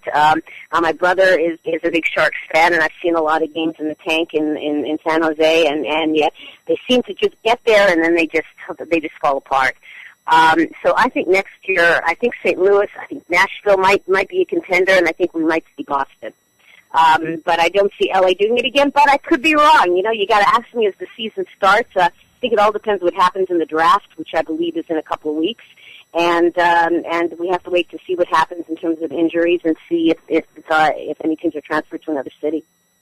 Okay, and we'll keep an eye on that. And I want to get your take on this because you're someone in the you're in the entertainment industry, and ratings, money, all that kind of stuff, a big part of it. Stanley Cup Finals down this year, 29%. What do you think the reason for that? Obviously, last year was 7 games. Boston, a big market, but LA's a big market as well. So is Jersey, at least close to New York City, close enough. So why do you think it was lower this year, ratings-wise, for the NHL Finals? Well, I can tell you that so many people in New York, once the Rangers lost, they didn't care about hockey. When I walked around here when the Rangers were playing the Devils, every place was showing it, every pub, every restaurant. As soon as there seems to be, even though Jersey's right beside the city, all of a sudden it's like nobody in the New York state was interested anymore. So I think that took a lot out of it. I think LA, maybe not now because they won, but I think LA has a lot of other teams to contend with. You've got you have basketball. You have a lot of other teams. You have a lot of baseball teams starting, and I'm not a huge baseball fan, but you got the Mets, right, and you got the Yankees, and they're concentrating on that. So I think once the Rangers lost, there was a little bit of disinterest. And I think that was the biggest thing. And also, once LA won the first 3 games, I think people stopped tuning in because they thought, heck, LA's going to sweep it in 4. Why would I tune in? So I think that had a lot to do with it. Yeah, the 3-0 definitely threw an early lead. I think had a factor on it, and kind of a shame because I know hockey doesn't translate so well on TV, but when you see it in person, there's just really nothing like it, and it's really incredible stuff. All right, Lori, now kind of semi-stalking on Facebook, performing open mic. What's been in New York City? Tell us about those experiences for all the fans out here in Israel. Well, it's kind of hard. It's a rough market out here. I got to plug that I'm going on the road next week, so I'm going with another couple of great comics, and I'm going to Oklahoma and Kansas for a short bit, but I'll be back here in about a week, and I'll be back hitting the stages here at the comedy clubs, and it's tough. I mean, it's a little bit more ruthless here. There's a lot more competition, and people here are excellent. So it brings up the standard of comedy. You have to work a little bit harder. It's almost like being the 10th seed in the NHL and having to play the first seed. You have to work a little harder, a little smarter, and that's what I'm trying to learn here. So, but it's exciting. I mean, I got a chance yesterday. I had an awesome set yesterday here in the city, and I got a chance to chat and hang out with Kathleen Turner's daughter last night. So that was pretty cool. Wait, whose daughter? Kathleen Turner's daughter. Oh, cool. Never mind. Are you too young, Ari? No, I know who that is. So we got to chat about him. I mean, this kind of stuff doesn't usually happen in Tucson, so that was pretty cool. Right. And I've got to meet a lot of awesome comics here in the area that I live. I live in Astoria, and there are comics that live 2-3 blocks away, and you bump into them. So it's kind of a little neat community here. So we'll see how it goes. I'm hanging out here to see what happens. But in the meantime, nothing pleases me more than to talk about hockey. And I am in a lot, and I'm in a hockey environment now, so I'm actually excited. The beginning of the next season, I'm actually hoping to go to a couple of Rangers games. I only live about 10 minutes away, a 10-minute subway ride away from the Garden. So oh, wow. I'm excited. I would love to go see a game. When is the last time you've seen a Rangers game? I don't think I've ever seen a Rangers game. My brother lives in San Francisco, so I've gone out to see the Sharks play, and I've seen a couple of Coyote games, but it's been a long time since I've actually seen a game, and especially the Rangers game. It'll be my first one. I've never seen a game in Madison Square Garden, so I'm excited about that. Yeah, I mean, nothing like it is really the best arena in all of sports. Just so many things, Knicks and Rangers and Ollie Frazier 1 and 2, and just so much great stuff there. So that'll be a lot of fun. The season starts. It's not too long hockey. I mean, it's June now. We'll have it in November. Just gotta hold on. Buy some tickets early. Hey, preseason starts in September, I believe, and the regular season in October. So we're only talking about. I mean, I like football. We're only talking about a couple of month break. I mean, when you have dozens of hockey teams and the finals and the playoffs are all best of 7. I mean, when I was growing up, the season ended in March. So I never thought that the season would end almost in the middle of June. So it's kind of, I mean, for a hockey fan, it's great, but it seems a little long. Yeah, I would say so. But, all right, so you got something that ties you by till you watch your first Rangers game at Madison Square Garden. That'll be a lot of great stuff. And before we let you go again, any other plugs? Feel free to plug anything else you'd like here on Lewis Live. On Lewis Live, well, I want to say hello to all my family and everything and friends out there. And please come to New York. Come and see me at the clubs. Check me out on Facebook, and you'll find out where I'm going to be. And I'm looking forward to coming on your show next year and talking about hockey, especially after I've been to the Gardens. Yeah, that'll be great. And we'll have you on before. Maybe talk Tim Tebow, Jets, Giants, all kinds of stuff. There's plenty of stuff to talk about. That's right. That's right. As a matter of fact, my friends in Jersey, Tebow plays about 2 blocks away from him, practices. Right, that's right. So that should be interesting. So it'll be interesting, too, so I'll keep you informed on that, and I'll let you know what's happening. And it's an exciting place to be. You know, comedy aside, you know, there's a lot of sports here, so it's really interesting. All right, great stuff. We'll definitely keep up with you and find out what's going on. And we thank you for being on Lewis Live on IsraelSportsRadio.com. Hey, thanks, Laura. Take care. All right, be well. That was Lori Brownstone, very funny woman who came on, likes her hockey, and really tells it like it is. Really funny stuff, and that was great stuff. Really professional entertainer. As I've mentioned before in the past, she's been on the show several times, performs at USO shows, entertaining the troops out in Afghanistan, so great stuff there. That is our show for tonight. I want to thank everyone who was on the program. Where do we even begin? Let's see here. Mark Serber from Fox Soccer, discussing soccer. Cub Bunin from ESPN Radio. Joseph Kochak talk about the NBA draft. Philadelphia insider Ari Bluestein along with his father, Mr. Bluestein. Israeli national basketball team player Robert Rothart, and comedian Lori Brownstone. Stay tuned next week for a lot of great programming. But that's it for tonight. God bless and good night.